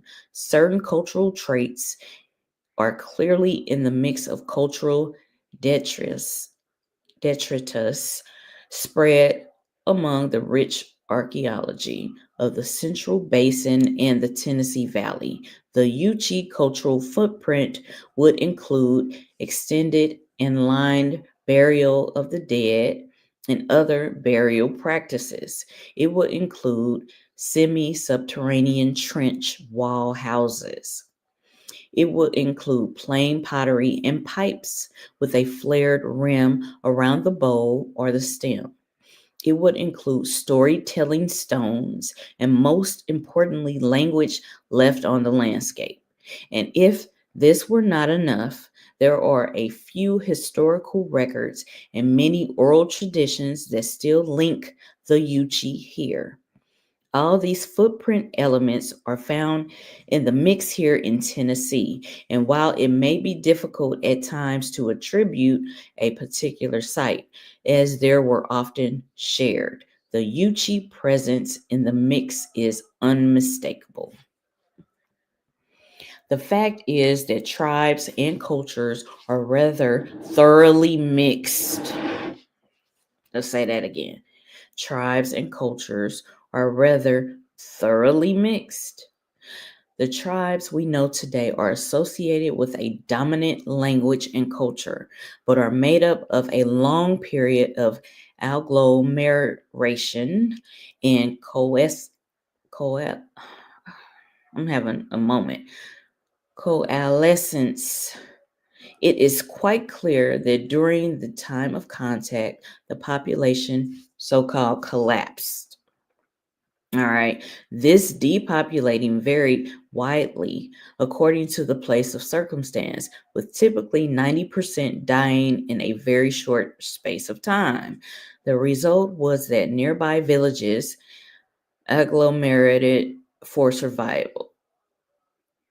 All right, and often they were peoples of a different culture and language, but then became the tribes we know today. I would also argue that the trade and religious structure had fueled such agglomeration at a lower level for many centuries. As the DNA is sorted out, there will undoubtedly be as much relationship between all of these people as there are differences, belying cultural differences themselves. This is to say that the southeastern states have long been a melting pot, particularly along the main byways. This has left a patchwork appearance of many cultures and a confusion that confounds those who believe that these people held territories and defended boundaries. It is quite clear from all the evidence that Yuchi oral traditions are true. It was many peoples, but one nation under a common theocracy.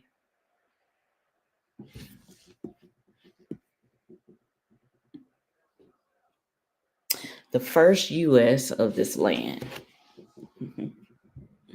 Aside from the Yuchi language, the most important Yuchi cultural item is the green corn, right? Which we briefly touched on, right? It is based in a worldview that features a three-tiered universe. I've talked about this in my channel, old videos. The upper world is where the ancestors go after death. All right, let's highlight this whole thing because this is where I'm at. All right. The upper world, the spiritual realm, is where the ancestors go after death. And it is an element in why the temple mound, because this is a mound building, ancient mound building, tribal nation, indigenous peoples, mound builders, right? So they are saying that the upper world is where the ancestors go after death. And it is an element in why the temple mound and chief's lodge are elevated. All right. It was here that the ancestor statues and relics were stored.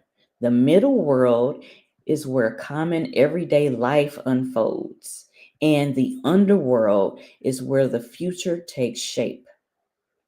It is in the caves that the priests gathered, so the AniKhutani, the Mikutani, the Nikutani, they gathered to influence the future. Cave in Yuchian is Sa'ak Ab-A, Sa'ak-Ab, or Tikab-A, where the morphemes literally earth snake birth or rock snake birth, rattlesnake birth, is the morpheme pair for a cave or hollow in the earth. Rattlesnake is another important symbol and a speech in Yuchian is the morphemes of rattlesnakeman, Gakha, calling up the wisdom of the underworld. The Yuchi still venerate caves and still build a symbolic mound on their square ground. These symbols of the pre-Mississippian glyphs are still remembered in the Yuchi oral traditions, but more importantly, most fundamentally linked to the morpheme structure of the language, revealing that the green corn rite and the Yuchi language co-evolved.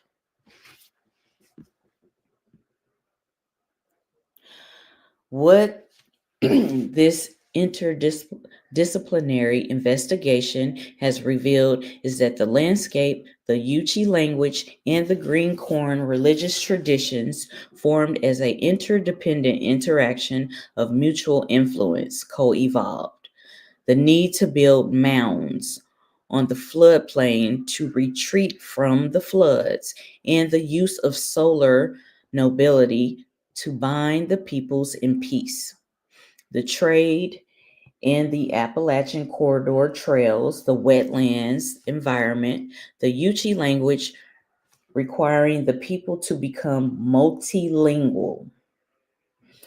The abundance of caves and the waves of immigration all conspired to create a multicultural melting pot and a need for peace-centered theocratic society to bring it all together. The Yuchi were a unique people at the right place to bring this culture together. Just when the agricultural wealth created a population influx, the Tennessee Valley became the cradle of a great nation of many peoples living together under a common theocracy and enjoying a flourishing trade of materials and religious objects. So they had one nation under a groove.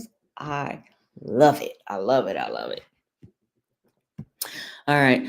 This halcyon time was undermined first by a series of droughts, perhaps followed by plagues, and then by the disease holocaust of contact. As disease swept through, the population, it diminished. It didn't fucking collapse. It just diminished. The numbers diminished, right? All right. Decimated villages, agglomerated, and the centuries of contact became a time of coalescence of the peoples and the cultures. It is the drastic changes and difference of worldviews that have made it so difficult for the pre-contact period to be conceived by those considering it now. It is difficult for a people steeped in territorialism, war, and ownership to conceive of a people sharing land intimately. Okay, so the colonizers were these territorial, warlike people that came in, and they couldn't really fathom the fact that these dark-skinned indigenous people were sharing land with each other. They had trade systems. They had a whole working system before these colonizers came in and interrupted shit. And yes, we did have our disputes. Our different tribal nations, they did fight. They did have wars, but they also did, communicate, and they had, relationships to trade, etc. Right? But, these colonizers really couldn't fathom like peace, so to speak. Nah. So these indigenous people, mainly the Yuchi and their neighboring tribal nations, they were intimately living and sharing a religious culture, and yet not sharing languages and cultural eccentricities. All right. Even maintaining a very pristine language isolated, such as Yuchian. The Yuchis, they had their language. Yet, when the strife of contact ends, little of the green corn mound culture remains visible, but it's still there. All right. The green corn mound culture. All right. It is preserved only in the land core traditions of a few elders and coded into the Yuchian language and the green corn rites. All that remains for the most part is a few coalescent tribes, each claiming the dimly remember past glory of their own. All right. So these oral traditions are still honored by a lot of Eastern woodlands and especially Southeastern tribal nations. They still honor the green corn mound culture and the green corn rites, especially. Okay. So, all right. So these inscription on the syllabary. Okay. We get into some more stuff. All right. Cave inscriptions in the syllabary. It is into this context that we now place our inquiry about the rise of the syllabary, Yuchi oral tradition, Cherokee written history, and more than a couple of historic references call the widely accepted version into question. There is also a bit of credibility factor in the accepted story that has an illiterate handicapped man living on a frontier, finding the time and resources to do what no other single human has done before. There is no question that symbols and symbolism were an important part of the pre-Mississippian culture and post-Mississippian culture. Other than that, the Back Creek stone and a few other inscribed stones that remain controversial, there are no accepted inscriptions that predate, this is what they say, that predate the circa 1810 timeline for the supposed invention of the syllabary, okay? The dominant view that indigenous people were illiterate. See, this is what the colonizers thought, that indigenous people were illiterate, but no, we had advanced systems spiritually and physically, right? Okay. So, however, there are documented references in primary historic papers to the syllabary being used before its supposed invention. So it was already being used. It says there are documented references in primary historic papers to the syllabary being used before its supposed invention. While none of these has been thoroughly investigated, they are more substantial than any evidence supporting the accepted legend of Sequoia. While this paper does not include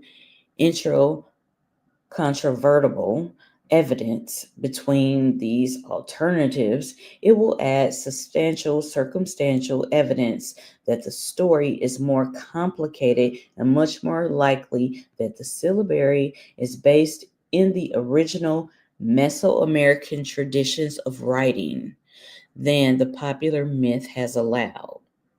All right.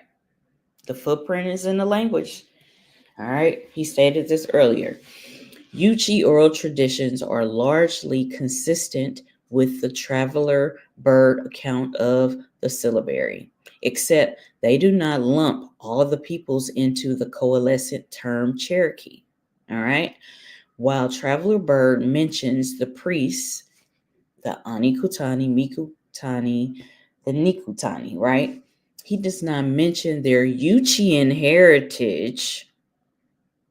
The AniGilohi remain a controversial subject among the Cherokee because they say that they were massacred, right? They were the ancient priesthood, right? But a remnant of them is within the Twister clan, the long hair clan, the AniGilohi, the women, the ancient women's society. All right. So it says, yeah, because their myth is that they feared them. All right. It said that the Cherokee feared them. They feared the AniGilohi, and it is said that they massacred them, but that is not entirely true. Now, some people may have died, but they did not get them all because the Yuchian descendants still live. Okay, so it says the fact is that the tribes were all much mixed by coalescence, and few were more coalescent than the Chickamaugas, and we're gonna go to them. Let me pull that up on the side because we're gonna look at them. All right.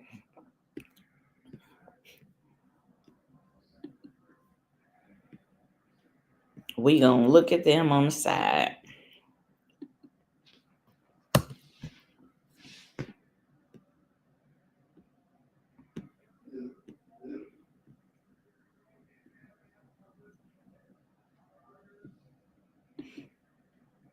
Yeah, we're gonna look at them on the side.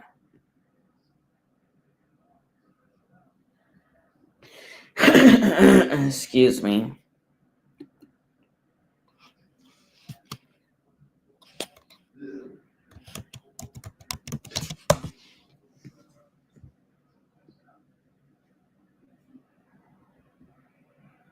All right, so the Chickamauga were a fiercely independent faction of the Cherokee Nation that separated around 1775, resisting American expansion during the Revolutionary War and forming a significant confederacy with other tribes and frontiersmen known for defending their lands along the Chickamauga Creek. Today, the Chickamauga Nation claims to be federally recognized sovereignty treaty tribe asserting ancestral ties and historical rights, though they are not on the official list for the BIA services, leading to ongoing jurisdictional disputes.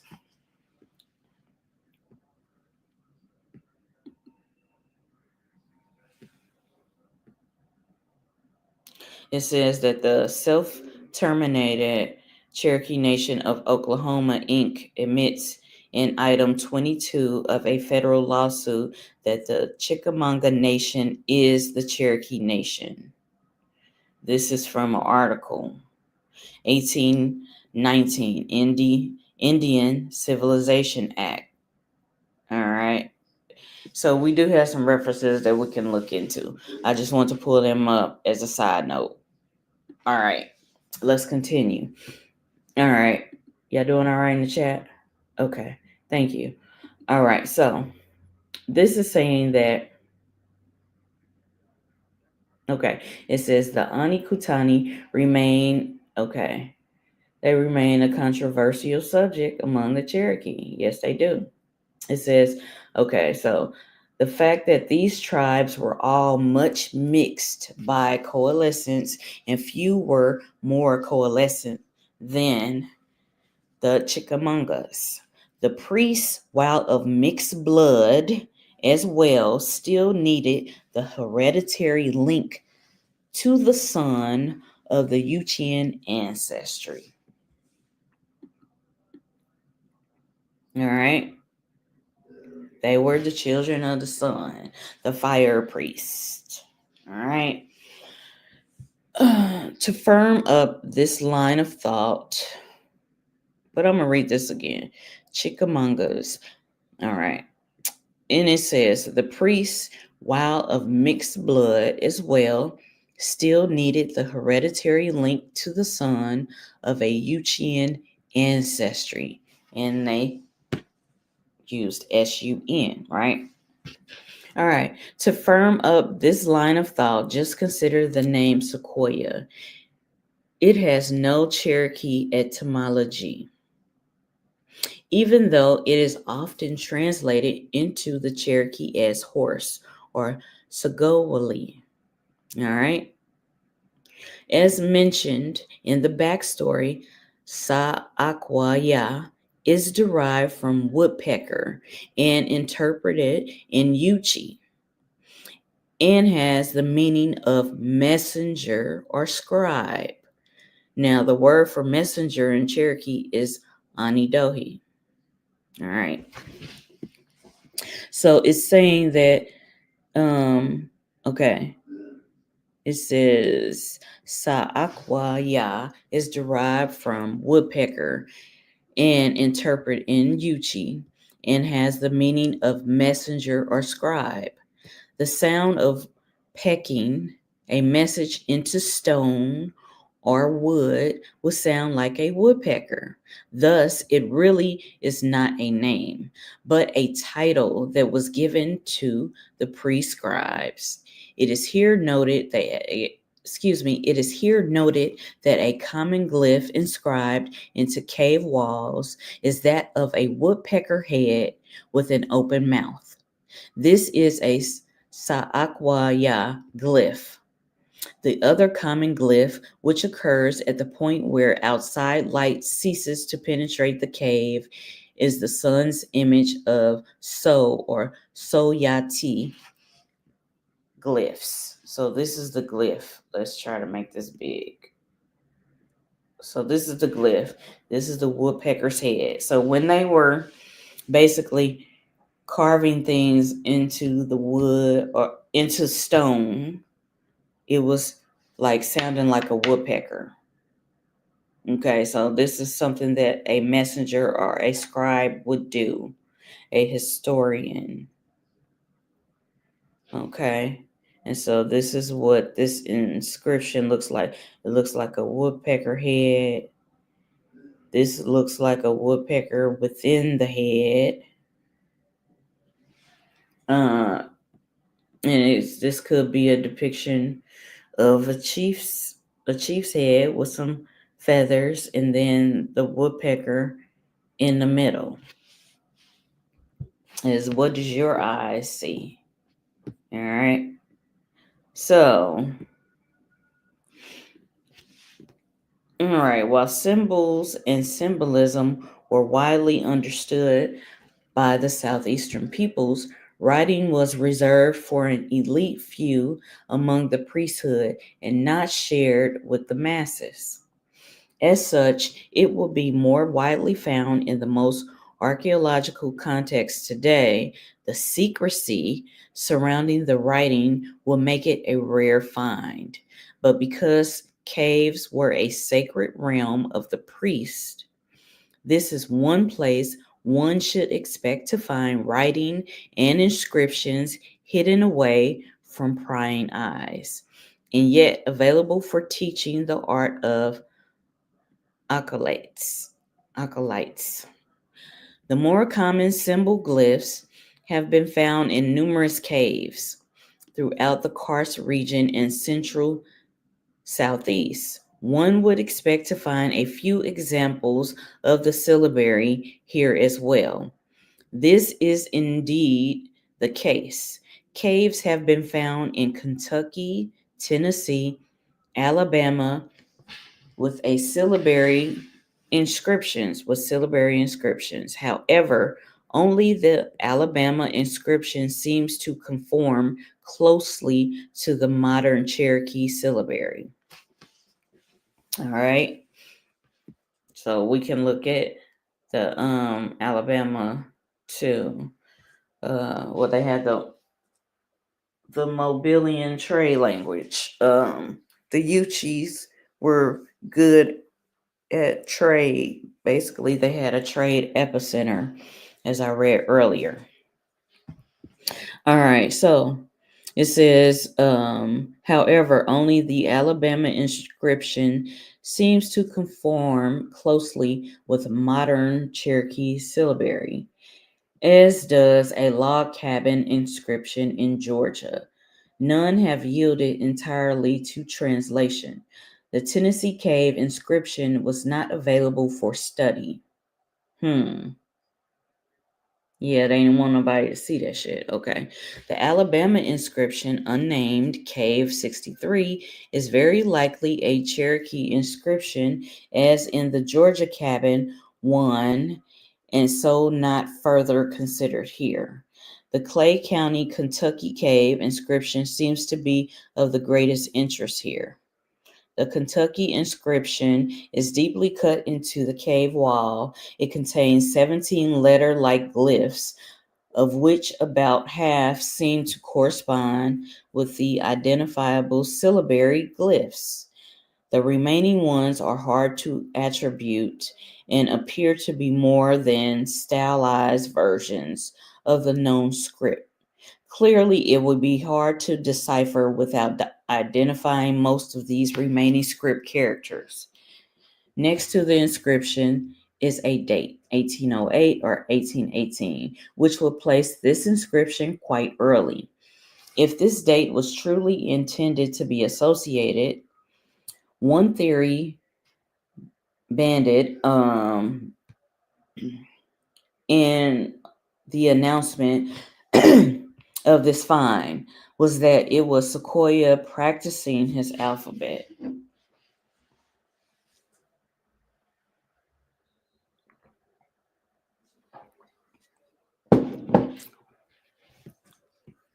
All right. This is what they saying. All right. It says one theory bandied or band-aid in the announcement of this find. All right.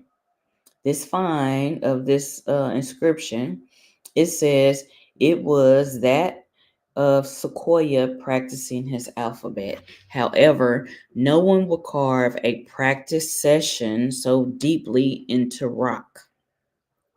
This is what they're saying.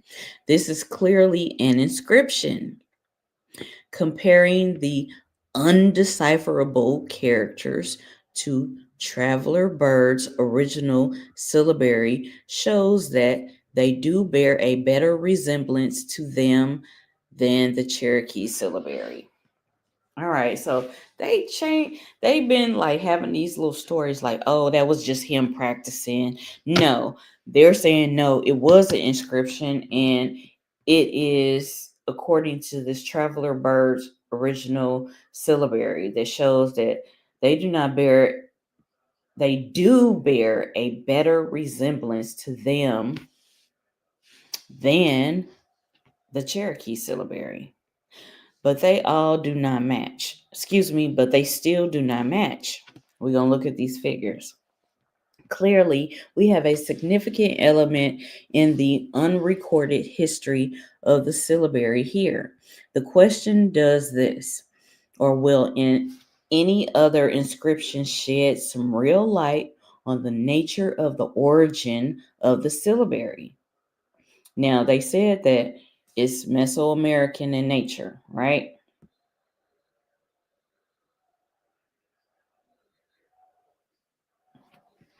But it says, shed some real light on the nature of the origin of the syllabary.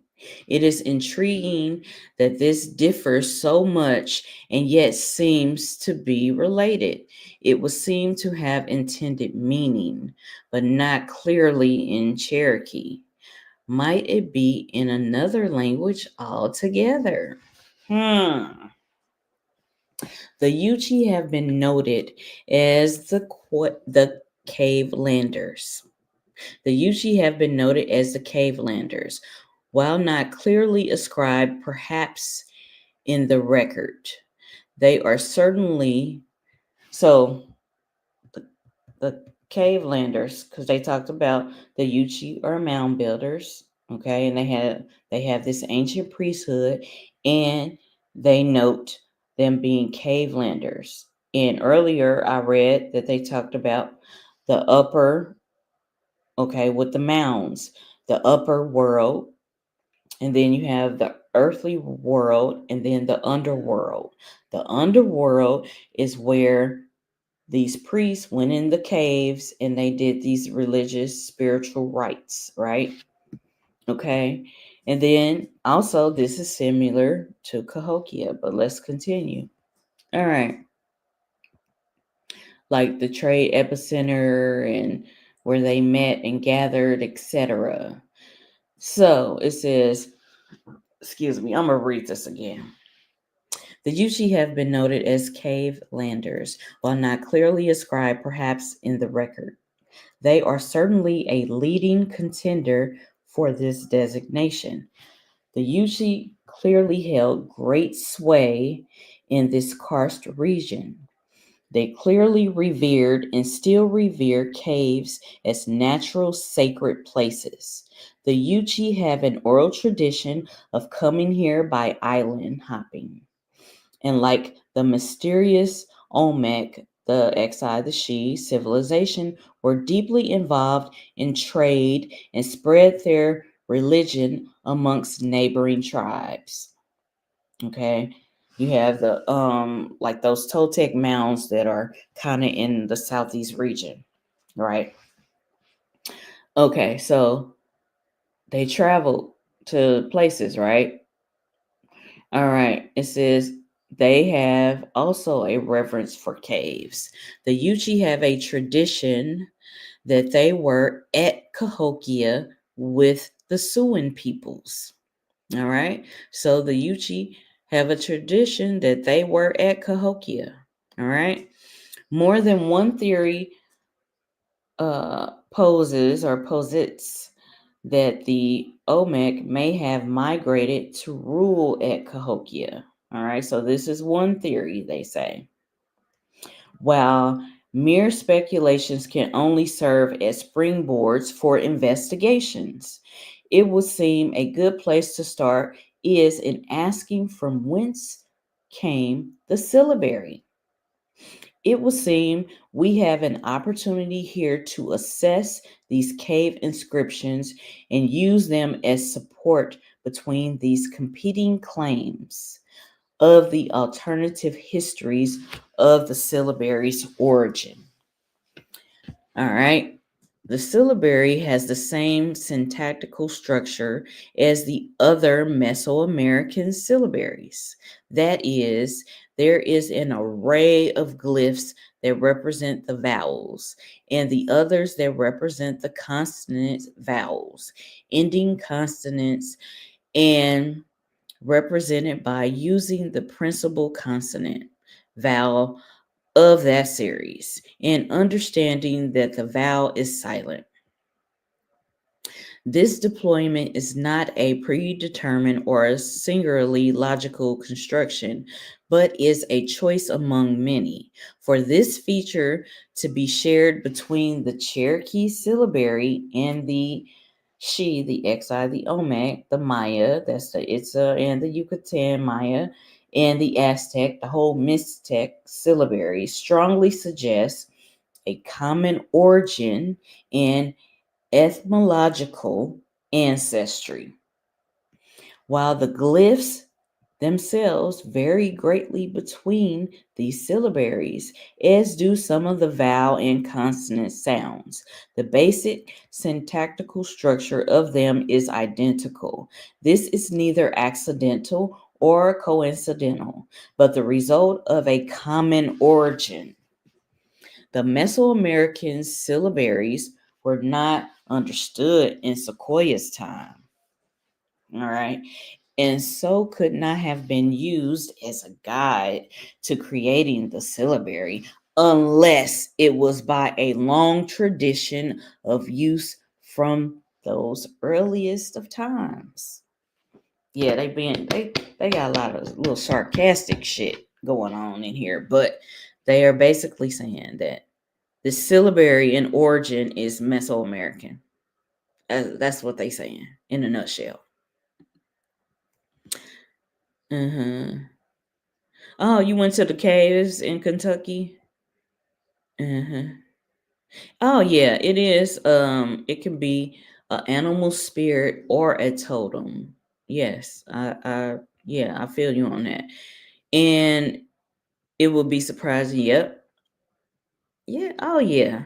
Yeah. When I went to Cahokia, I thought that they had Mesoamerican influences, or it's the other way around. They influenced each other because we are in the Americas. So that is North, Central, and South America. So we're going to have a lot of similarities and parallels.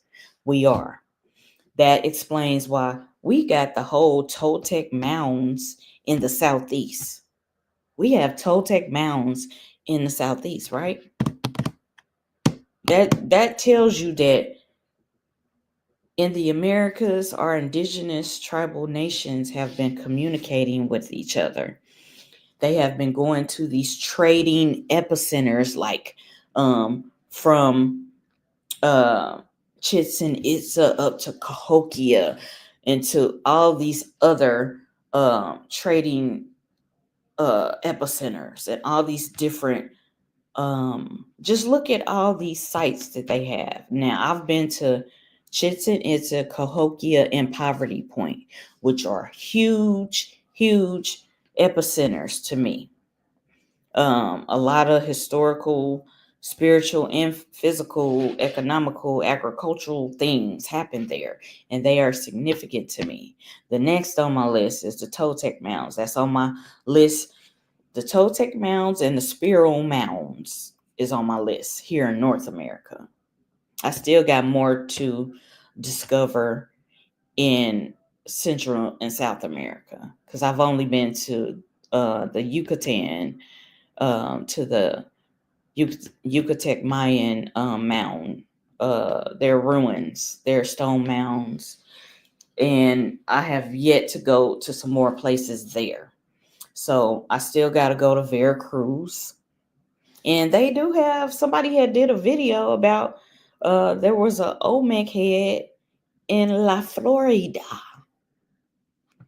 This girl, she had went there, and she was like, say it ain't so, basically. Like, it's here. Now, I know with some of the Olmec heads, they did give them to different places. Like, they gave one not only to places in the Americas, but they also gave one to Ethiopia. All right. Let me look it up. All right. But it's in the Southeast. Toltec Mounds. It's like between Arkansas and Mississippi, but Toltec Mounds. All right.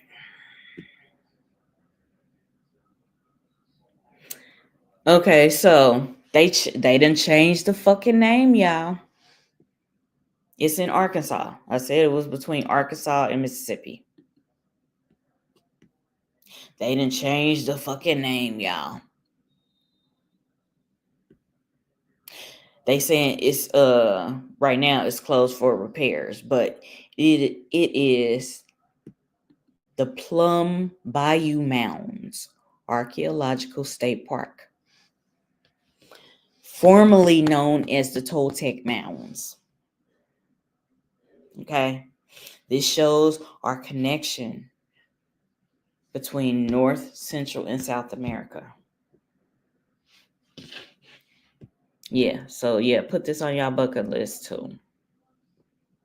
Formerly Toltec Mounds Archaeological State Park, Plum Bayou is one of 4 National Historic Landmarks in the Arkansas State Park System. This park interprets the largest and most complex mound sites in the state. It also offers a rare opportunity to see archaeological research at work. This site was a ceremonial ground for prehistoric American Indians and stands today as an important and fascinating piece of history, a popular field trip destination for local schools. The park recommends that requests for guided tours be made well in advance. Located 4 miles from Scott, a short and beautiful drive from Little Rock. So, they tell you it's formerly known as Toltec Mountains because they didn't change the fucking name of the shit. All right, it's a sacred place, so honor and respect. All right. So, yes.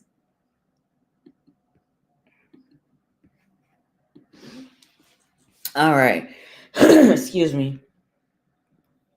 So, let's go here because this is important. This is the syllabary. They're talking about this. All right. All right. The syllabary has the same syntactical structure as the other Mesoamerican syllabaries. That is, there is an array of glyphs that represent the vowels and others that represent the consonant vowels. Ending consonants are represented by using the principal consonant vowels of that series and understanding that the vowel is silent. This deployment is not a predetermined or singularly logical construction, but is a choice among many. For this feature to be shared between the Cherokee syllabary and the Olmec, the Mayan, the Aztec, the She. All right. Syllabary strongly suggests a common origin and etymological ancestry. All right. While the glyphs themselves vary greatly between these syllabaries, as do some of the vowel and consonant sounds, the basic syntactical structure of them is identical. This is neither accidental or coincidental, but the result of a common origin. The Mesoamerican syllabaries, they say they weren't understood in Sequoia's time. This is what they say, but no, it is saying that this has been passed down by a long tradition, basically, from the earliest times. All right. So on the one hand, we have an utterly unsubstantiated story of how one man invented the Cherokee syllabary single-handedly. On the other hand, we have an indigenous history, oral traditions with substantiating circumstantial evidence, and even a few documents demonstrating a greater age. It should be clear that the whole of the accepted myth has been called severely into question, and we have these wonderful cave inscriptions that are likely to resolve the issue quite nicely. But if only, it says, if but only we bring an interdisciplinary effort to doing so. Oh, he was trying to be snazzy. Okay. A declaration of Yuchi cultural sovereignty and patrimony history. All right. While not resolvable with current information, the issue of alternate histories with respect to the syllabary raises the whole issue of cultural sovereignty and patrimony of history. The very fact that a mythic story is given precedence over an indigenous record is based primarily on the biased belief that the savages were illiterate and our ancestors were not illiterate. All right. A fact we now know to be definitely false for the Mesoamericans. All right. And one brought into question by the evidence presented herein for the southeastern region as well. It is at least very likely that writing, like tobacco, corn, and pottery, diffused in from Mesoamerica, and very likely with the Yuchi migration here as they have so claimed. While many questions remain to be answered and much of the oral traditions need further substantiation, we have an interdisciplinary body of internally consistent information in the Yuchian studies that brings the Mississippian culture, the pre-Mississippian culture, into much clearer focus. Because they love to use Mississippian culture. But this predates that. All right. So the fact that the Yuchian language and deeper ethnology and of the Yuchi have been widely ignored raises a number of questions. Firstly, that of whose history is it anyway? Given that history is often written for propaganda purposes and marginalization that the Yuchi have experienced, why should we allow an alien people who are hostile to write let me say this again. Why should we allow an alien people who are hostile to us write our history to suit their fucking needs? For far too long, most archaeological inquiries have been based in the assumption that nothing Indians have to say is worthy of hearing. Joan Giro has put this issue in a very clear perspective. So we got some more. All right, okay. So this was that cabin that this inscription was written in.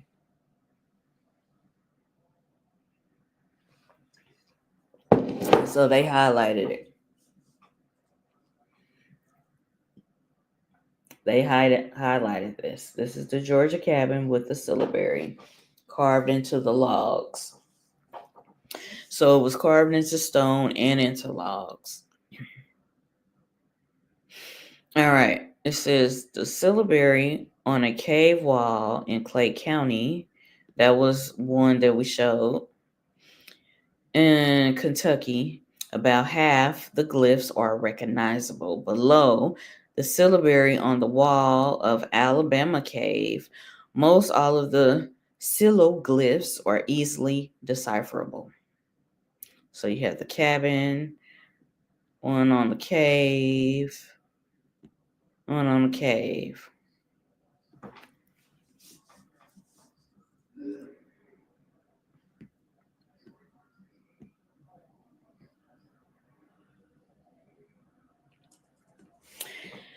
This, it says, the syllabary that Traveler Bird identifies as an earlier version.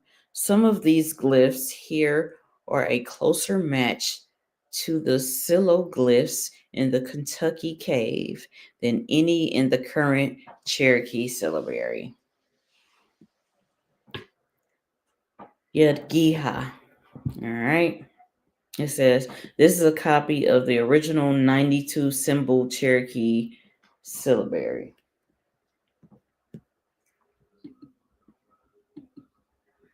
And then here's the Sequoia version of the syllabary.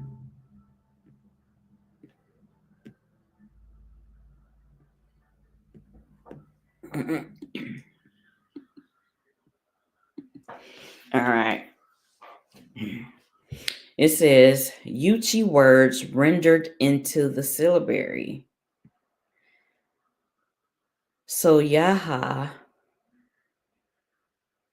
Yugiha, and let me make this big.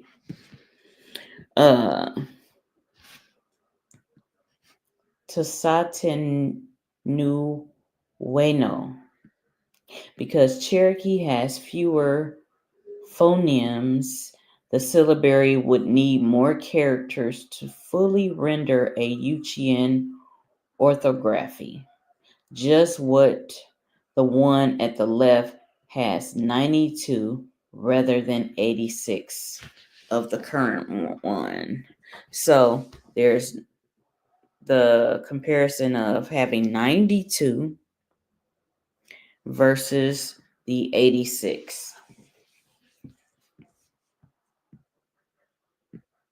All right, so whence the Cherokee syllabary? All right. All right, the discipline of archaeology, is no longer the exclusive, province of white European upper class men, and there is no going back to an earlier era of exclusionary, hierarchical, scientized knowledge that marginalizes the multivocal archaeology from the peripheries. The question of who controls the past is no longer a conundrum because it must be generally conceded that there are many pasts and they will be known differently from many views. No single perspective dominates over all the others any longer. But, oh my goodness, bear. But they share the stage and are entertained each for their own glimpse of the past in our information extensive internet age. Indigenous America have been viewed through the Eurocentric glasses for far too fucking long. The stodgy age of a few academic experts presiding over the official view is fucking over. All right. Therefore, it is herein declared that the Yuchi have a cultural patrimony over their own history and sovereign right to put forth their own historical arguments for popular consumption as an official view. This is precisely the course that UT's absurd denial of the Yuchi as past residents of Tennessee region has forced upon those of us with Yuchi ancestry. This is their job to make sure this shit is official. All right. And why the web pages as Yuchi.org were created nearly 2 decades ago. It is an honor much appreciated that the multidisciplinary DIG conference has given me the privilege to present my case for the importance of Yuchi studies here at the University of Tennessee's facilities. I wish to close with the following pleading. Integral, inclusive, and interdisciplinary inquiry. In addition to reclaiming the marginalized Yuchian culture and raising doubts about the Sequoia myth, we are here highlighting the issue of cultural sovereignty with the intent to frame it in a larger context.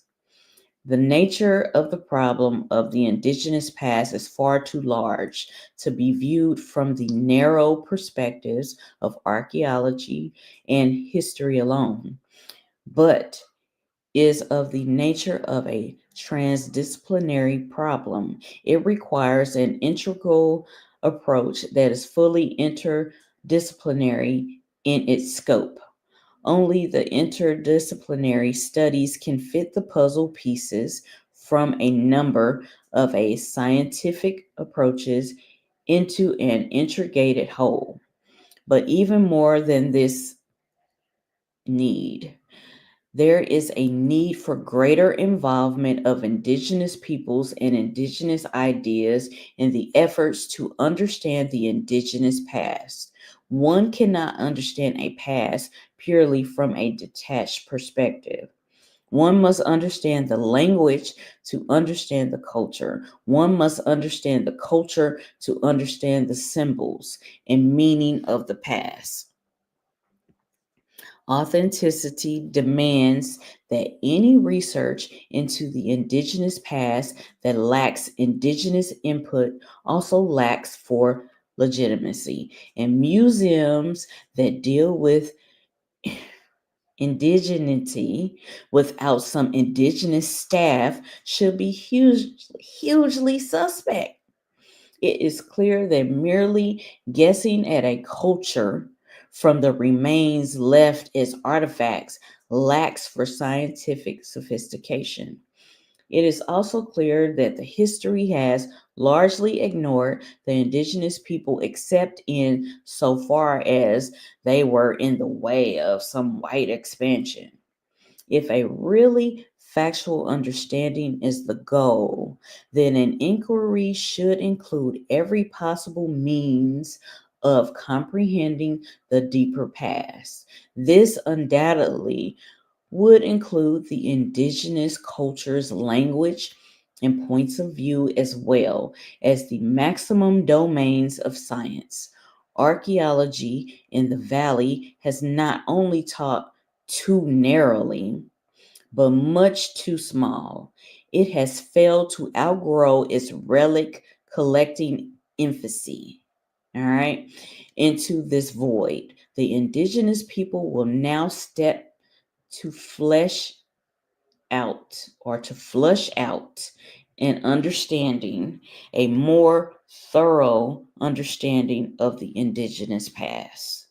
The Yuchi and other peoples that were here in the Yuku deserve much better than to be marginalized out of existence by such insufficient efforts, as well as a desire to glorify the few and powerful at the expense of the marginalized many. The past should not be for sale to the highest bidder. However, the internet provides the level of playing field wherein such marginalization may be addressed. Information wants to be free. Information wants to be free. The facts will win out over propaganda in the end. The Yuchi story, the syllabary, and the inclusiveness will have their day. So the Yuchi story, the syllabary story, and inclusiveness will have their day. In summary, given that history is often written for propaganda purposes, why should we allow an alien people to write our history to suit their needs? Archaeologists need to involve indigenous peoples in study of the indigenous past, they've been leaving the Yuchi out. All right, they've been leaving the Yuchi out of Tennessee proto history, and this is a repugnant act. There are some serious questions to be entertained with respect to the origins of the indigenous syllabary. If Yuchi oral traditions are correct, the syllabary was used by them before the Cherokee appropriated it, per this gentleman. All right. And he did some extensive research, and he talked to his Yuchi elders, and the Cherokee have a story that says that the AniKhutani was the ancient priesthood. It was an ancient clan, and the Yuchi and that ancient clan was Yuchi, the Yuchi priesthood. So this is saying that the Yuchi oral tradition stories say that the syllabary is from the Yuchi people. It's actually from Mesoamerican peoples, indigenous peoples of the Americas, and the Cherokee adopted it. All right. So they had some footnotes. All right. And they do reference the Native Americans, the indigenous people of North America, the Handbook of North American Indians, Yuchi, ceremonial life, performance, meaning, and tradition in a contemporary American Indian community. And I did pull that up, and it was like a synopsis of the book. Hold on.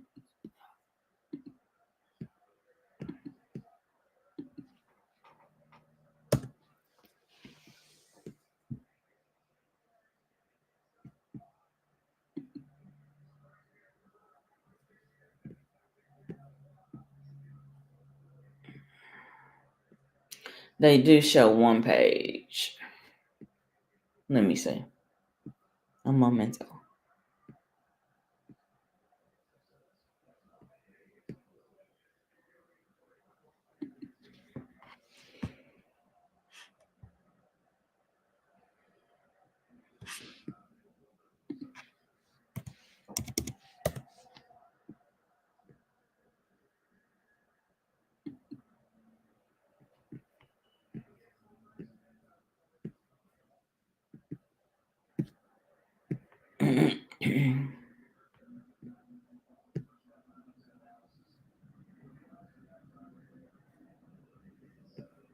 Okay, this site just has some reviews of it, but in a minute, I'm gonna find the shit.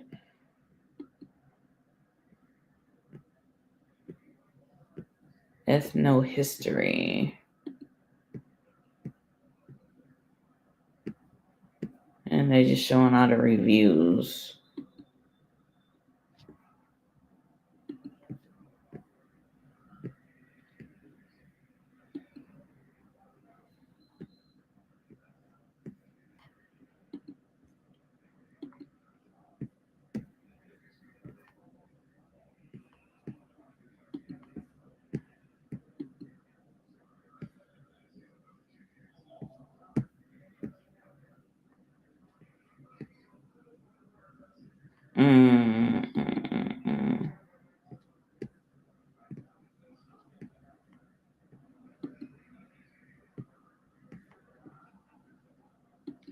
How y'all doing in the chat? I appreciate y'all rocking with me. I've been on here almost 3 hours.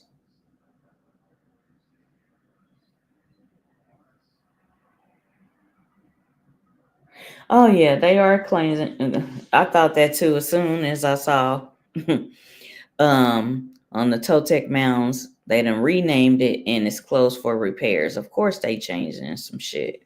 And I should have been there. It's been on my list for mounds. I even went to some mounds in Minnesota.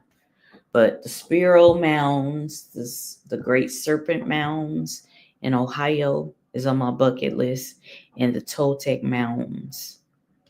Now the Plum Mound, that's on my list. That's been on my list. So, people that went there before, I'm gonna look at some of their videos and compare it to see like what it's looking like when I get there. Thank y'all for rocking with me. Appreciate y'all. I'm trying to look for this book. Somebody done uploaded this book. But that's a good book reference, okay, for the Yuchi. So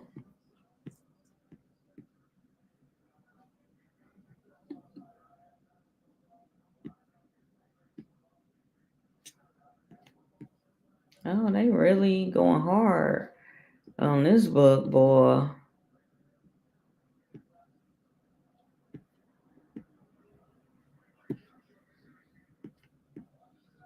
Okay, so we got that and this.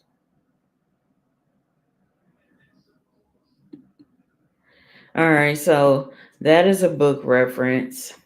Yuchi Ceremonial Life Performance Meaning and Tradition in a Contemporary American Indian Community. Lincoln, University of Nebraska Press, 2003. They also have Cherokee Prehistory, the Pisgah Phase in the Appalachians. And they also have Remnant Yuchi Nation. They have the Tennessee Encyclopedia of History and Culture. These are the references. All right. They also reference Creek Country, the Creek Indians in their world. All right. And then early history of Creek Indians and their neighbors. Indians of the southeastern United States. The Yuchi green corn ceremonial form and meaning.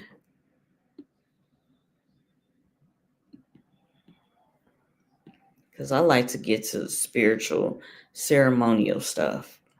The spiritual stuff, that's my, talk spiritual to me. That's my language. All right, let's see.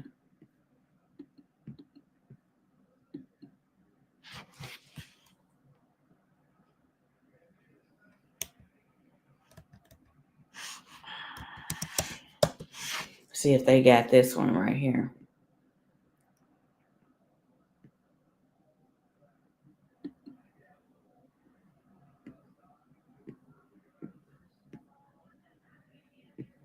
Okay, so they got a little library. Okay, so all right, I'm gonna pull it up. But the Yuchi Green Corn Ceremonial Form and Meaning, American Indian Studies Center, University of California, and they have Yuchian Lexicon, Studies in Southeastern Indian Languages, Yuchi Tales, Yuchi Tribal Archives. All right, they also have identification of the Soyaha Wayno builders of the temple mounds.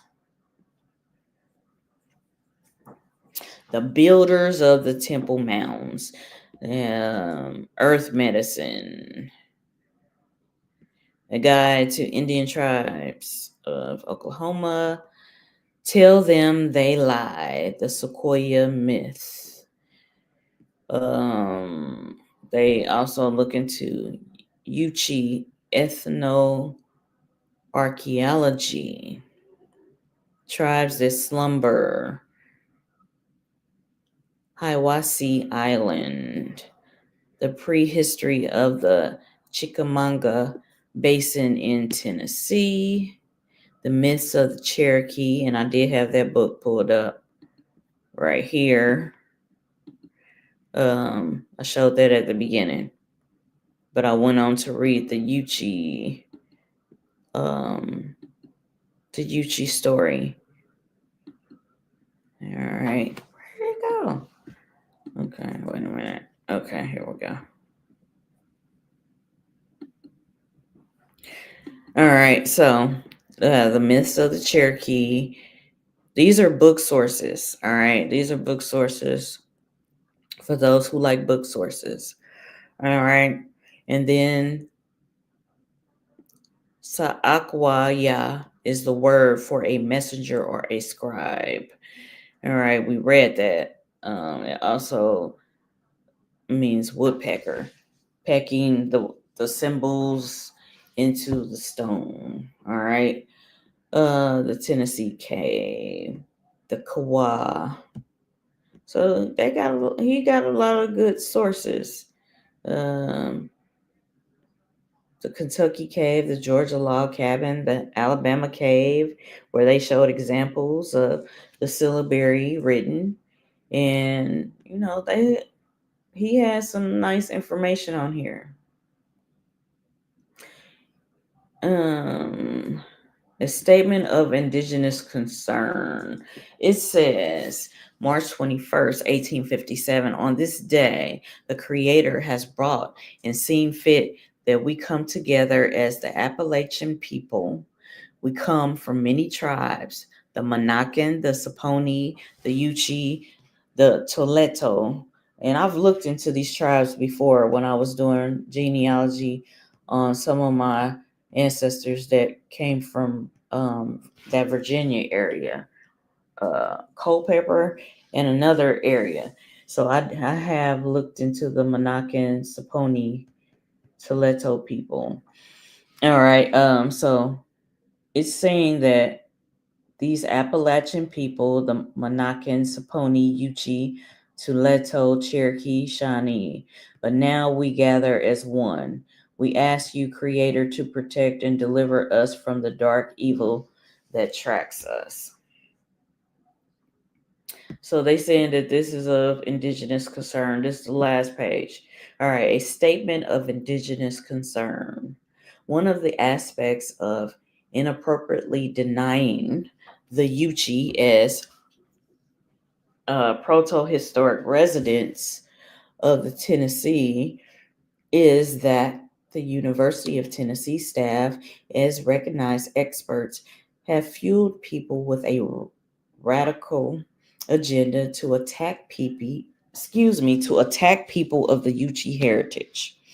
They have conflated the university's agenda into one of their own and seek to deny people of other than Cherokee heritage any place in Tennessee's past, present or future. It is unworthy of an educational institution to intentionally misguide and mislead the public.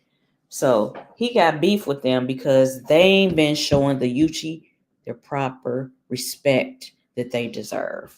After all, he's saying that y'all show favoritism to the Cherokee, and the Cherokee have an ancient priesthood that is named not even in the Cherokee language, but in the Yuchian language, because it's a Yuchi priesthood. Like I said, the Cherokee is made up of people from many different tribal nations, and they have been absorbed into the Cherokee Nation. This is why it's one of the biggest federally recognized tribes today, the Cherokee Nation, because a lot of people have been absorbed in, adopted in. Because if you look at their family members' roles, it may say that they are this tribal nation, but they were adopted into the Cherokee Nation. So, all right.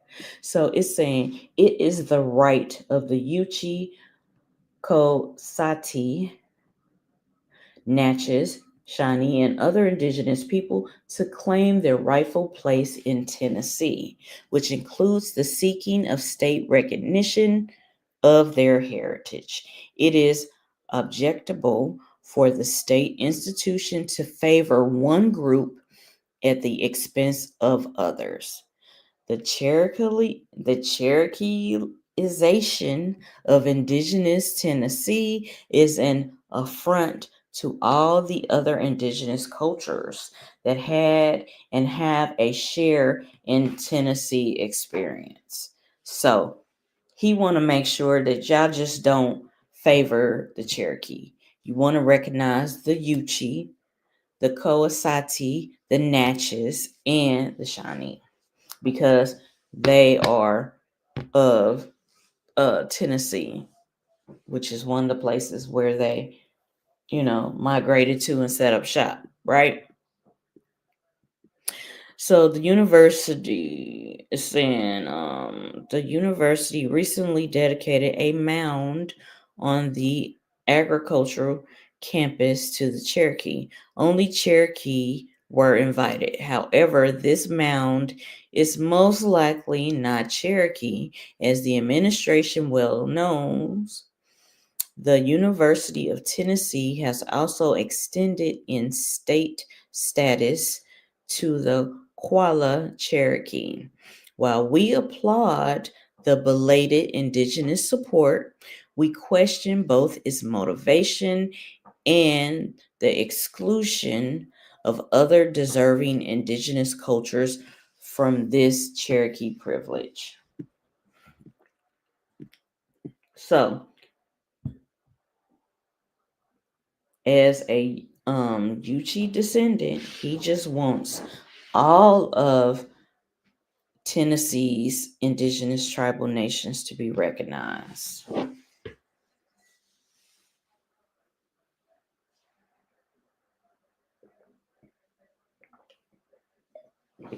So, yes. So, I don't want to get too long-winded, but yeah, they do have mounds. Yeah, it's mounds everywhere. You can look at the Hopewell mounds, the Hopewell sites. They have mounds. It's mounds everywhere. I'm close to the Cahokia mounds. It's just 3 hours away from me. And so these dark-skinned indigenous mound building, they are called the ancient mound builders. All right. There are several different ancient mound building indigenous peoples, right? So this is very interesting. I thought that this would be a very interesting thing to speak on, because of the connection of the Yuchi and the Cherokee. And it would appear that the Cherokee have more favoritism than the Yuchi. After all, even in the Cherokee oral tradition story, it says that they massacred their ancient priesthood, which is the AniGilohi, which raises a question that I've had long time ago. Like, why would they do that? I mean, they tried to say that they was abusing their power and they was, doing, sexual things that were inappropriate. But it just didn't sit well with me. And I had heard the stories about them being the Yuchi, the AniGilohi, and then looking at the language, it tells you AniGilohi is not even a Cherokee word, it's a Yuchi word. And this gentleman was talking about the language shows the footprint. You follow the language, you follow the footprints of the people. So it's very interesting. It's very interesting. So shout out to the UT and the Jalagi, the Cherokee. But this was an interesting read. I'm not even, because I've been on here 3 hours, I'm not even going to read this one. But I wanted to show the connection between the spiritual woman, ancient woman society, and the ancient male society, between the Yuchi and the Cherokee. But this is, of course, a James Mooney book. People got a lot of shit to say about James Mooney, and I get it. Well, everything I read, I sift through it, and I look at the different perspectives, and I look at like where they coming from, and it challenges me to dig deeper. So, at a later date, I will go over this more. But let's look at the table of contents, and then we will continue. Let's look at this. All right, let's see. All right, I may just pull one thing from here and then close out. All right, historical sketch of the Cherokee traditionary period, the period of Spanish exploration, colonial and revolutionary period, relations with the U.S., from the first treaty to the removal, the Arkansas band, the Texas band, the Cherokee Nation of the West, the East Cherokee, the myths, how the world was made, the first fire, Kanati and Selu, the origin of corn and game, origin of disease and medicine, the daughter of the sun, origin of death, how they brought back the tobacco, the journey to the sunrise, the moon and the thunders, what the stars are like. And I love the oral tradition stories, the allegorical stories that describe things. I love those too. Symbols and those allegorical stories and spiritual things, symbols and symbology. That's my shit. Okay, so what are the stars like? Origin of the Pleiades and the Pine, the Milky Way, origin of strawberries, the Great Yellow Jacket, origin of fish and frogs, the deluge, the flood, quadruped myths, four-footed tribes, rabbit goes duck hunting, how rabbit stole the otter's coat, why the possum's tail is bare, how the wildcat caught the turkeys, how the terrapin beat the rabbit and the tar wolf, the rabbit and the possum after a wife, the rabbit dines the bear, the rabbit escapes from the wolves, Flint visit the rabbit, how the deer got his horn, why the deer's teeth are blunt. What became of the rabbit? Why the mink smells?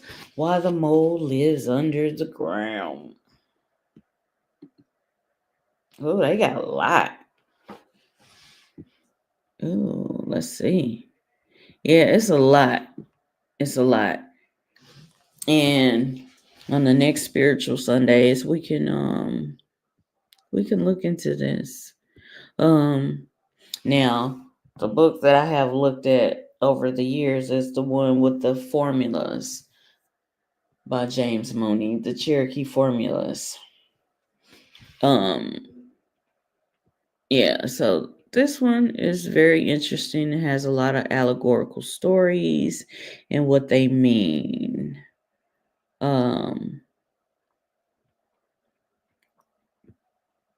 Let's look at this right quick since this is related.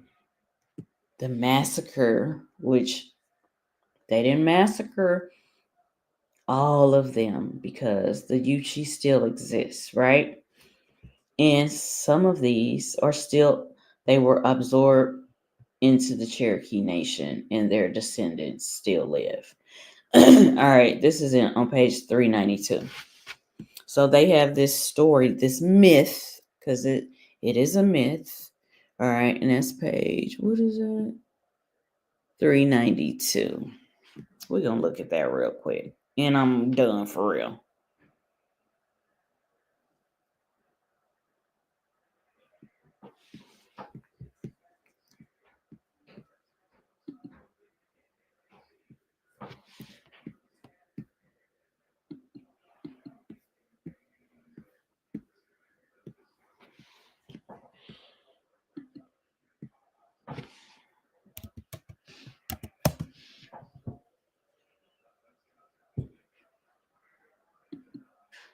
All right, let's look at this.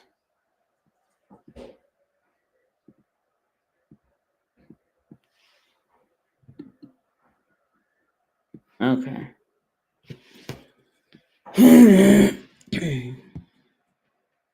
Okay, right here.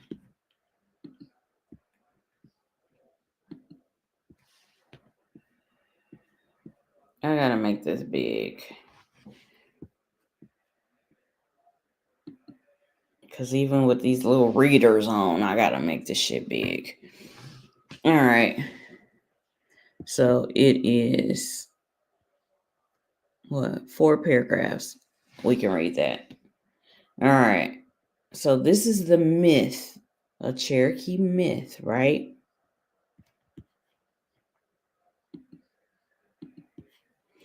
All right. It says, the myth of the massacre of the AniGilohi. Among other perishing traditions is that relating to the InihaKutani or the InihaKhutani, in which we've already stated this is a Yuchi word, and the InihaKutani, their descendants still exist, all right? But this is a myth. We're going to read what the myth says. Concerning whom the modern Cherokee know so little that their very identity is now a matter of dispute, a few holding that they were an ancient people who preceded the Cherokee and built the mounds. All right. That is the common story because I've actually heard this story from my ears, firsthand experience. I've heard the story that they were the ones who built the mounds. And a lot of people claim that they don't know who built the mounds. But in this case, within the AniGilohi and the Cherokee, it was the Yuchi people that built the mounds. So therefore, this ancient society is a Yuchi indigenous tribe, right? Okay. So it says that while others with more authority claim that they were a clan or society in the tribe and were destroyed long ago, which they were not, by pestilence or other calamity. Fortunately, we are not left to depend entirely upon surmise in the matter as the tradition was noted by Haywood some 70 years ago and by another writer some 40 years ago, 40 years later. While the connected story could still be obtained from competent authorities. From the various statements, it would seem that the InihaKutani were a priestly clan having hereditary supervision of all religious ceremonies among the Cherokee, until, in consequence of having abused their sacred privileges, they were attacked and which they were not completely exterminated. Some of them may have died, but no, they still live. Their descendants still live. I have to keep saying it, and I'm going to keep saying it. All right. Leaving the priestly functions to be assumed thereafter by individual doctors and conjurers. Haywood says, without giving name or details, the Cherokee are addicted to conjuration to ascertain whether a sick person will recover. This custom arose after the destruction of their priest. Okay, this is a myth now. All right. Tradition states that such persons lived among their ancestors and were deemed superior to others and were extirpated long ago in the consequence of misconduct of one of the priests who attempted to take the wife of a man who was the brother of the leading chief of the nation. A more detailed statement on the authority of Chief John Ross and Dr. J.B. Evans is given in 1866 by a writer who speaks of the mythical massacre as having occurred about a century before, although from the dimness of tradition, make this bigger. It is evident that it must have been much earlier. The facts, though few, are interesting. The order was hereditary, in this respect peculiar, for among Indians seldom, and among the Cherokees never, does power pertain to any family as a matter of right. Yet the family of the Nikutani, which is a Yuchi word, all right, for it seems to have been a family or clan, enjoyed this privilege. The power that they exercised was not, however, political, nor does it appear that chiefs were elected from among them.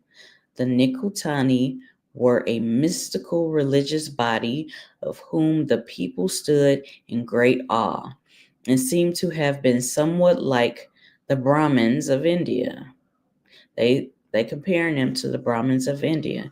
By what means they obtained their ascendancy, or how long it was maintained, can never be ascertained. They're not extinct, but they're saying the myth of extinction by massacre is nearly all that can be discovered concerning them. They became haughty, insolent, overbearing, and licentious to an intolerable degree. This is what they say. This is a myth. All right. Relying on their hereditary privileges and the strange awe which they inspired, they did not hesitate by fraud or violence to rend asunder the tender relations of a husband or wife when a beautiful woman excited their passions. Let's see. The people long brooded in silence over the oppressions of the outrages of this high caste. So it looks like these people, all right, the earlier people had some spiritual structure and order. the InihaKutani. All right. They had some spiritual structure and order.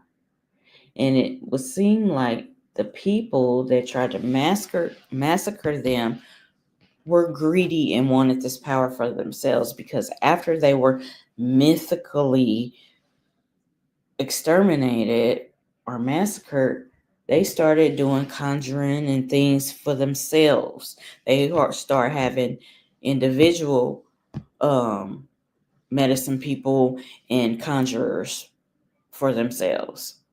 So you just gotta look at the story from different perspectives. I always read and I sift through shit. All right, I examine the shit.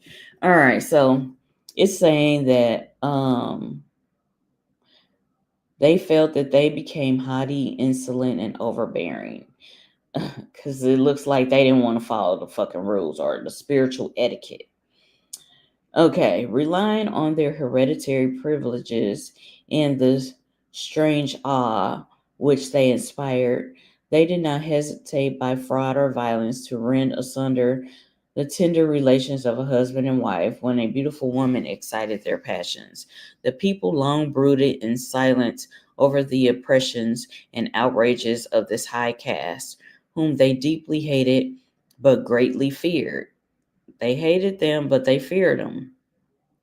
At length, a daring young man, a member of an influential family, organized a conspiracy among the people for the massacre of the priesthood. The immediate provocation was the abduction of the wife of the young leader of the conspiracy. His wife was remarkable for her beauty and was forcibly abducted and violated by one of the priests, they say. While he was absent on the chase, on his return, he found no difficulty in exciting in others the resentment which he himself experienced. So many had suffered in the same way. Many feared that they might be made to suffer, that nothing was wanted but a leader appearing in the person of the young brave whom we have named. The people rose under his direction and so-called massacred the priesthood, young and old. Thus perished a hereditary secret society, since which time no hereditary privileges have been seen tolerated amongst the Cherokee. So I always had a problem with that version of the story. So we read the Yuchi version. Basically, the InihaKutani still exists. That clan, that priesthood still exists today. Its remnants are still here in the Yuchi Nation. All right. Period. Okay. So,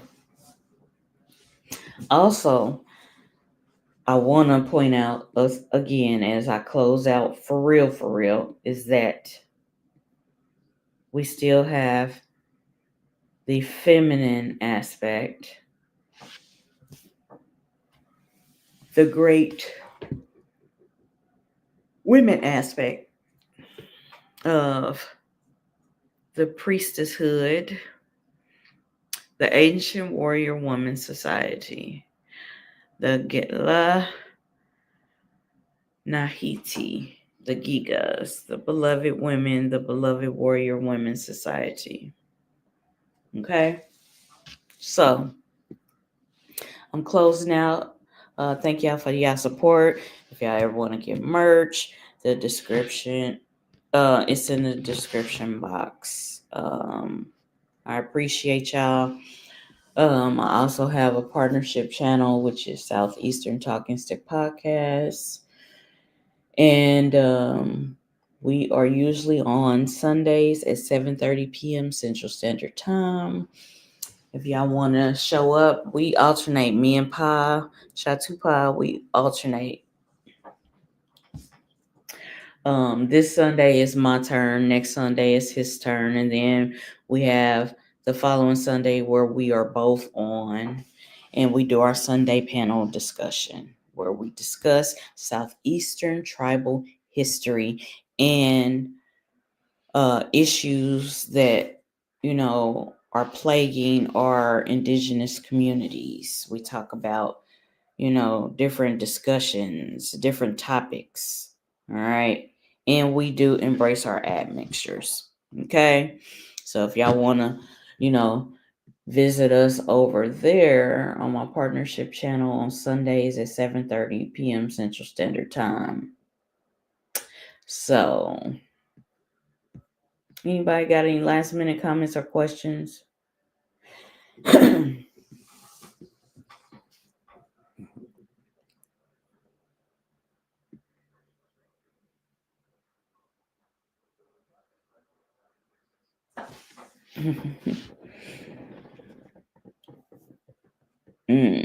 Okay. Yeah, they have taken a lot of stuff down. I assume because they don't want people to know the truth. Being Worthy Studios 415. Appreciate you. Appreciate you. I'm gonna show all the book sources that I came from today.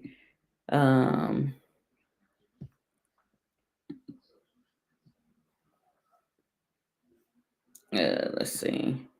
This was the book that I came from at the very end, which is Myths of the Cherokee, where we dealt with their myth about it, and then we did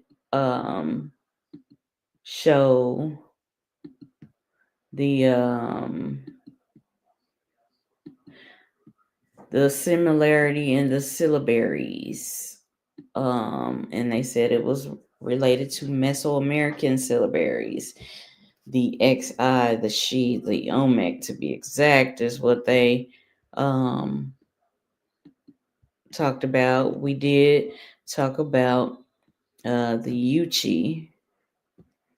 Shout out to them. He is the archive keeper. And gave some good book sources about the Uchi, the InihaKutani. And I looked at all of these sources. We went over these sources, and this was the book, the paper that focused on the syllabary. We went over the maps, the Uchi and the Cherokee right there together. The Uchi was their priesthood. They gave them the green corn rights according to this literature right here. He did focus on the green corn rights, the spiritual traditions, and this is what I read from. All 17 pages, I read that and looked at the references, the books that he did reference for this. Let's see if am I leaving out anything?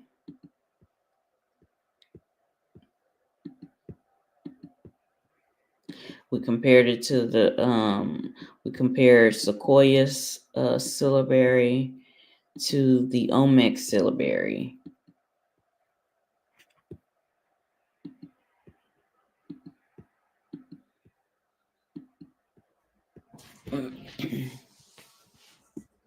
So this was interesting. I appreciate y'all for rocking with me. And for my portion on Southeastern Talking Stick, I may just show this video because I read a lot today. And I got some shit to do. But let me show this. All right. So I did share my copyright disclaimer. And I appreciate all my subscribers. I appreciate y'all. So this is my personal channel. And then we have my partnership channel, which is Southeastern Talking Stick Podcast with my cuz Chatupa. So we just go over basically Southeastern tribal history, her story, and we discuss topics that plague our Indigenous community. And I am one of the hosts. He is one of the hosts. I'm also the producer. I run all the social media and make all the flyers and reels, shorts, videos, etc. We also have merch too, so you can check out this. So on here, I have a list, and he has a list. So his playlist is host Indigenous historian Chatupa interviews. His name, he likes to go by Chatupa, but it's also Yamasi Chatupa. His interviews where he's been special guests on other platforms. And then me, in Creole, Indigenous Spiritualist, Indigenous Spiritual Encounters with host Spiritualist RRJXI Tips. That's me. So I have a playlist on there. And then I did put a link to my channel on here, so you can also get back to my channel if you click down here. So y'all can visit us on Sundays. This Sunday, I may just show this video and check on it periodically because I got some stuff to do. I'm glad it's my Sunday, but next Sunday he will be discussing a topic. So this is my partnership channel. I do have a social media with my cousin, Mac Lou Made, Lou 2 times. It's just advertisement promotional to promote my spiritual services, because I still do spiritual readings. I do your Indigenous astrology, or I just do a reading for you, a life path session. I still do those. The link is in the subscription description, where you could get a reading or a spirituality session. So my store is always here. And I do have merch. If anybody wants to support, I have the Oracle merch. The design, I have workout gear, yoga mats, workout gear, etc. Mugs, water bottles, aprons. I have the honor and respect the ancestors, dedicated to the matriarchs. I have this collection. And some of these are seasonal, like I got the pillows, the mask.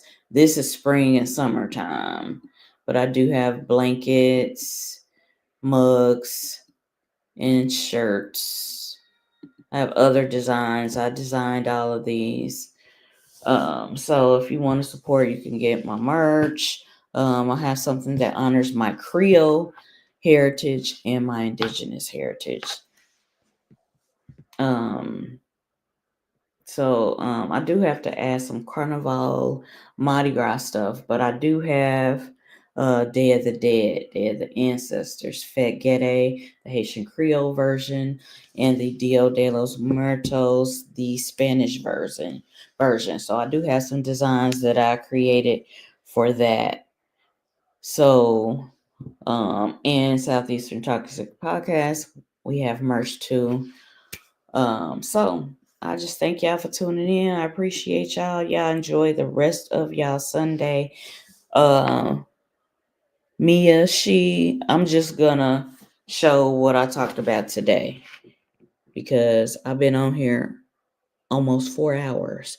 So that I'm gonna be showing this video that I just did.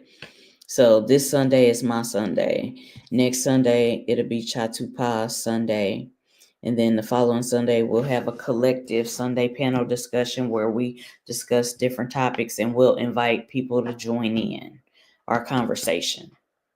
So today is just going to be a repeat of what I talked about right here. So you're not going to miss nothing today. Maya, she, T Gully.